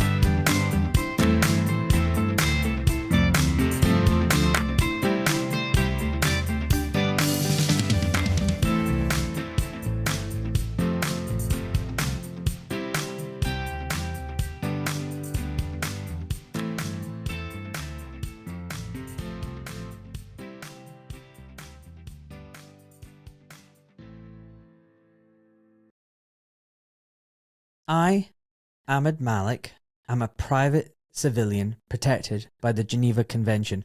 My Substack, social media posts and podcasts are my personal experiences, observations and opinions. This information is for educational purposes only. Although I am a doctor, I am not your doctor, and I am not providing medical or legal advice to you or to the wider public. I am not licensed or registered with the GMC or any other licensing board. The responsibility for the interpretation, due diligence and use of the information from my Substack and my podcast lies with you, the viewer and or listener. Please do your research and use your discernment. It is not my intention to harass, intimidate, offend, defame, conspire, blackmail, coerce, or cause anxiety, alarm, or distress to any man or woman, and the information presented here is done so with peaceful and honourable intentions. Enjoy, folks. Yeah. There we go. You were saying something about... Yeah, because you're saying that humanity is lost. We're lost, we don't know what's on. My point is that if you build a society based on consumerism and wealth, those do not feed our soul. They might create power to dominate and others and to destroy others. And it's a very dangerous thing. Right? So we are already lost, the rest of us. Yeah. And that also explains why when you oppose this kind of empire, they hate you. They want to destroy you. They threaten you. They do all sorts of things to you. And you work out what you value more and try and take it away from you. Well, that's because you threaten them. Yeah. You threaten their existence. Yeah. And that's why Gaza gets into so much trouble. They have locked Gaza out, put them under a blockade, no food, no water, everything controlled in and out since 2007, and yet Gaza has not submitted. You go to Gaza, the graffiti on the wall is, we will die standing, we will not live on our knees. Now this kind of spirit they will want to destroy. They want to destroy, but you know what? God bless the people from Gaza and Palestine. They are strong people. They are very strong people. I mean, there's very few people around the world, I think, as strong as them. What do you think? Yeah, they're strong. Once I was so depressed, I text my friend in Gaza. You might have to speak up a bit, by the way. Yeah, I was texting my friend because I was so depressed at the situation. She said, Swee, please, look after yourself. We are strong people. Alhamdulillah, we are strong people. I want to tell you, this man who's a friend of mine, and he's about 2 years older than me. He owns a farm in Gaza, one of the very few big farms. The Israelis came on Christmas Eve. They overtook the farm. They shot dead his brother. They shot his brother? Dead, yeah, because he and his brother runs the farm. They arrested the farm workers. They killed all the animals, and they arrested him, put him in prison, tortured him for 40 odd days. Then the ceasefire came. We're talking about a January ceasefire. He was released, and he came out. First thing he told his daughter, he said, "Look, Dima, I want you to go and rent me a tent, and I want you to get me a bulldozer and 1,200 olive trees sapling. They've killed all the animals. They've destroyed our trees.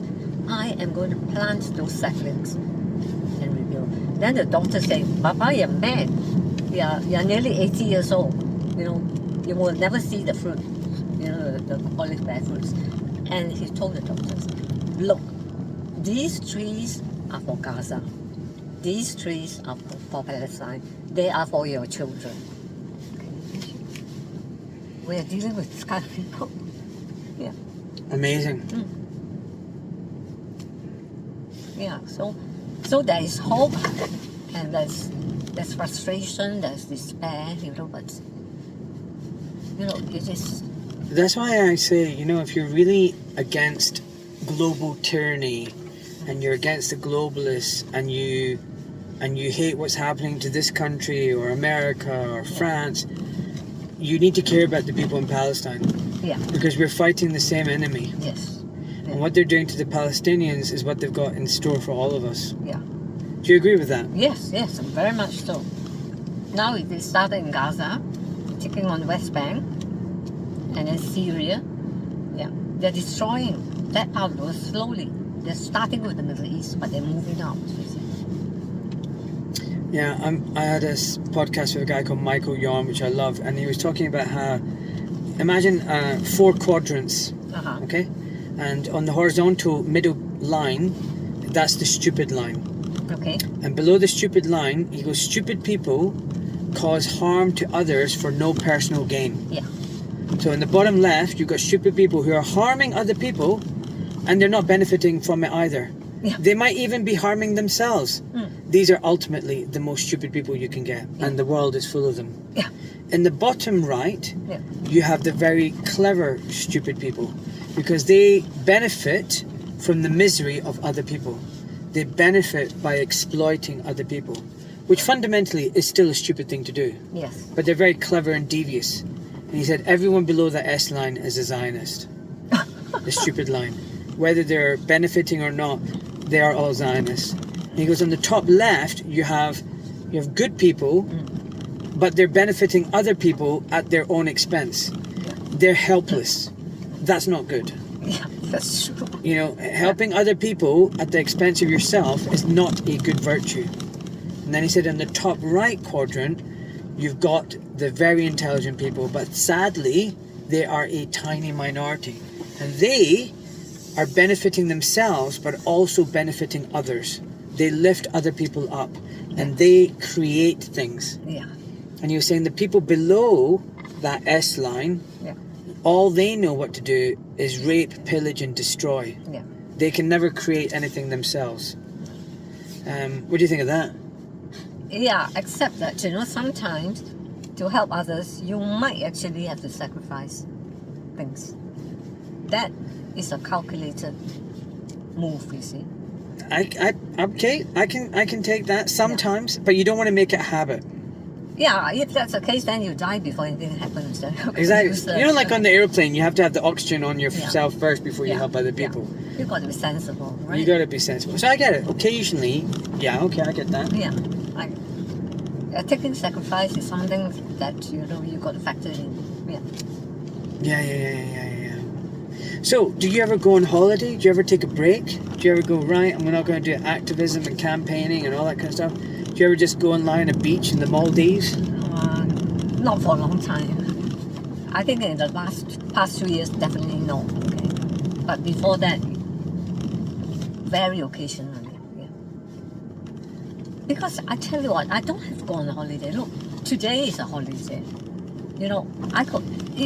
It's a nice day, chatting with you, meeting your family.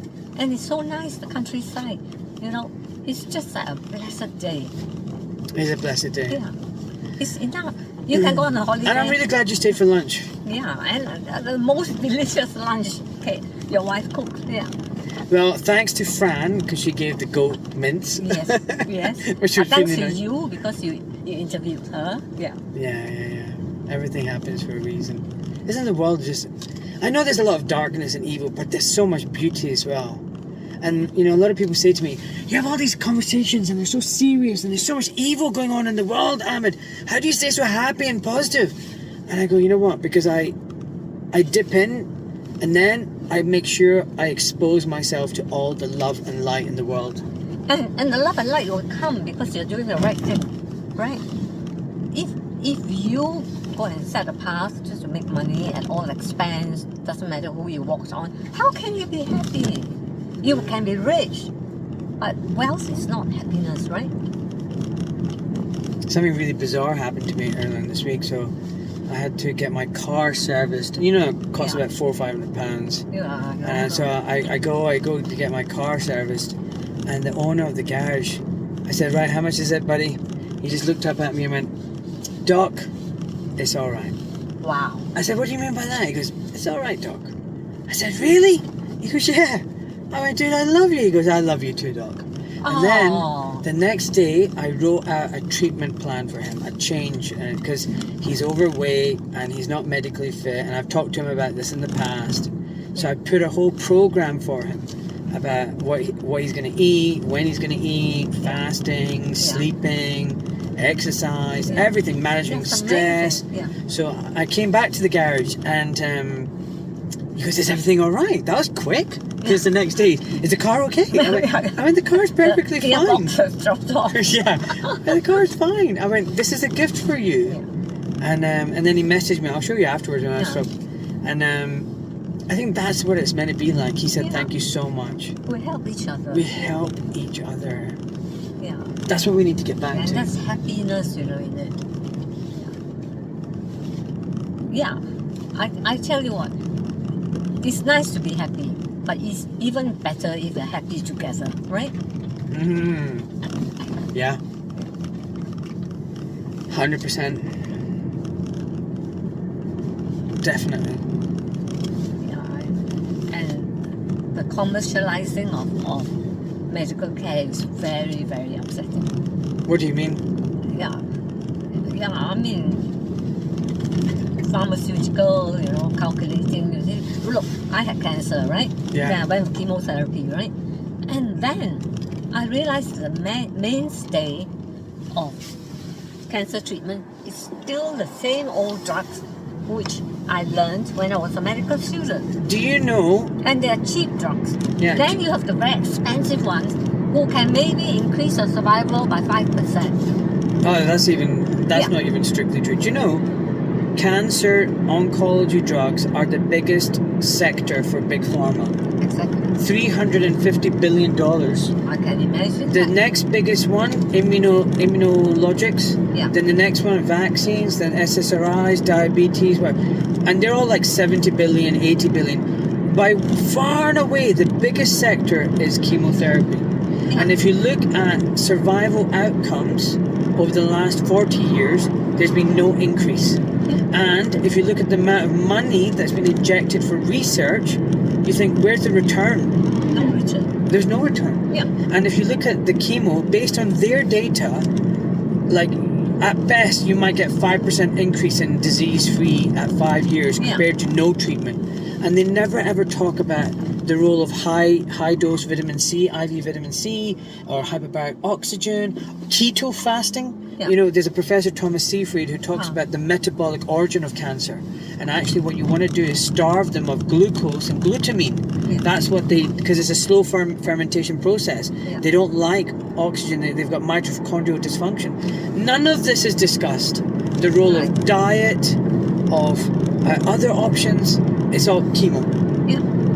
I mean, God Almighty, Adriamycin, and all that. I was actually going around the oncology ward as a medical student, and we knew all that. And now I'm supposed to be retired. I'm not retired. I'm elderly. We're still using the same medicine. Yeah, very quick question. You're 77? Yeah. Why aren't you retired? Why have you not? I bumped into someone on my little walk once. I was speaking to him about his dogs, and I said, "What'd you do?" He said, "I retired. I'm 58. I retired 7 years ago." He retired at 51. Wow. Yeah, that's what I thought. Yeah. I never want to retire. Yeah. I love what I do. I don't think of this as a job. Why are you not retiring? You could easily just retire on a big pension. I love my patients. Okay, and I'll tell you what happened. My hubby was ill and had a renal transplant. That was the only time I thought of retirement to look after him. Then he went to die. So I don't retire. Then the next thing is I wanted to retire, and then I started teaching. I don't want to leave my students, so I didn't retire. Then COVID came, and they need all hands in the ITU volunteers, so I couldn't retire, right? So, and then after that, I went to get cancer. So my patients came to the clinic and cried when they found out. No, they didn't find out because the staff was told that you don't divulge any of these personal things about Miss Ang to her patients. So the patients actually thought I've died. And some of them said, "Actually, Miss Ang died and you don't want to tell us." I said, "Okay, I better go back to work." I went back to work. Yeah. And then Gaza came. genocide. I cannot retire in the middle of genocide. I need to be part of the medical world. I need to be a doctor on the NHS and also a doctor for the Palestinians. This is what you call holistic practice, right? So I didn't retire. God bless you. Yeah, so that's it. And it's not work, you see. It is basically the way I am. Once the day comes when I know I'm not fit to practice or a danger or something, and then I quit. Of course, I will upset somebody because now I decide to speak up so much, then I might get fired, but then there'll be a big fight, you know. Because if they do things to me as they do things to others, we'll fight them, okay? Do you know what? I admire and love anybody who fights, but especially women who have so much fight in them. And actually, in the last few years, you know what? I've found that there's a lot more women who have got the fight in them than men. Men have become quite soft. No, men are actually soft. If you look at the animal world, okay? The lion might be this, that, and other strong, the king of the pride. You know? But who actually done all the hunting? Yeah, it's all the lionesses, right? Yeah. And if a cat is nursing her kittens, you go near her, you're bound to get your face scratched out, okay? So I think in the animal world, you know, the female not only have to survive, they have to reproduce and look after the young. So they're pretty aggressive. Yeah, good point. Yeah, Good point. I can get down. Yeah, I'm going to swing in here. You Listen, wanna it's been lovely getting to know you. I mean Yeah. it. And I hope you're going to come round again. I will come round. This is easy now. It comes straight from London. You're right? welcome. Don't even have to book a train ticket. Great. No, exactly. There's something which you want me to talk about. Oh, yeah, what's that? Harvard. Harvard being Yeah. cancelled. Yeah. You want me to talk about it now? Yeah, very quickly. Let's do Okay, it. let's talk about Harvard. Okay, cancellation. There are different kinds of cancellation. There are people who are actually threatened if you don't cancel me. There are those who do it gratuitously because they believe in the Israeli cause and they see me a threat to Israel to cancel me. The BMA cancellation is of the latter category. Okay, but I was cancelled by Harvard. Harvard was so excited in having me, but then I got a message which actually says that, you know, Dr. Ang, this is the most painful message I've got to ever write.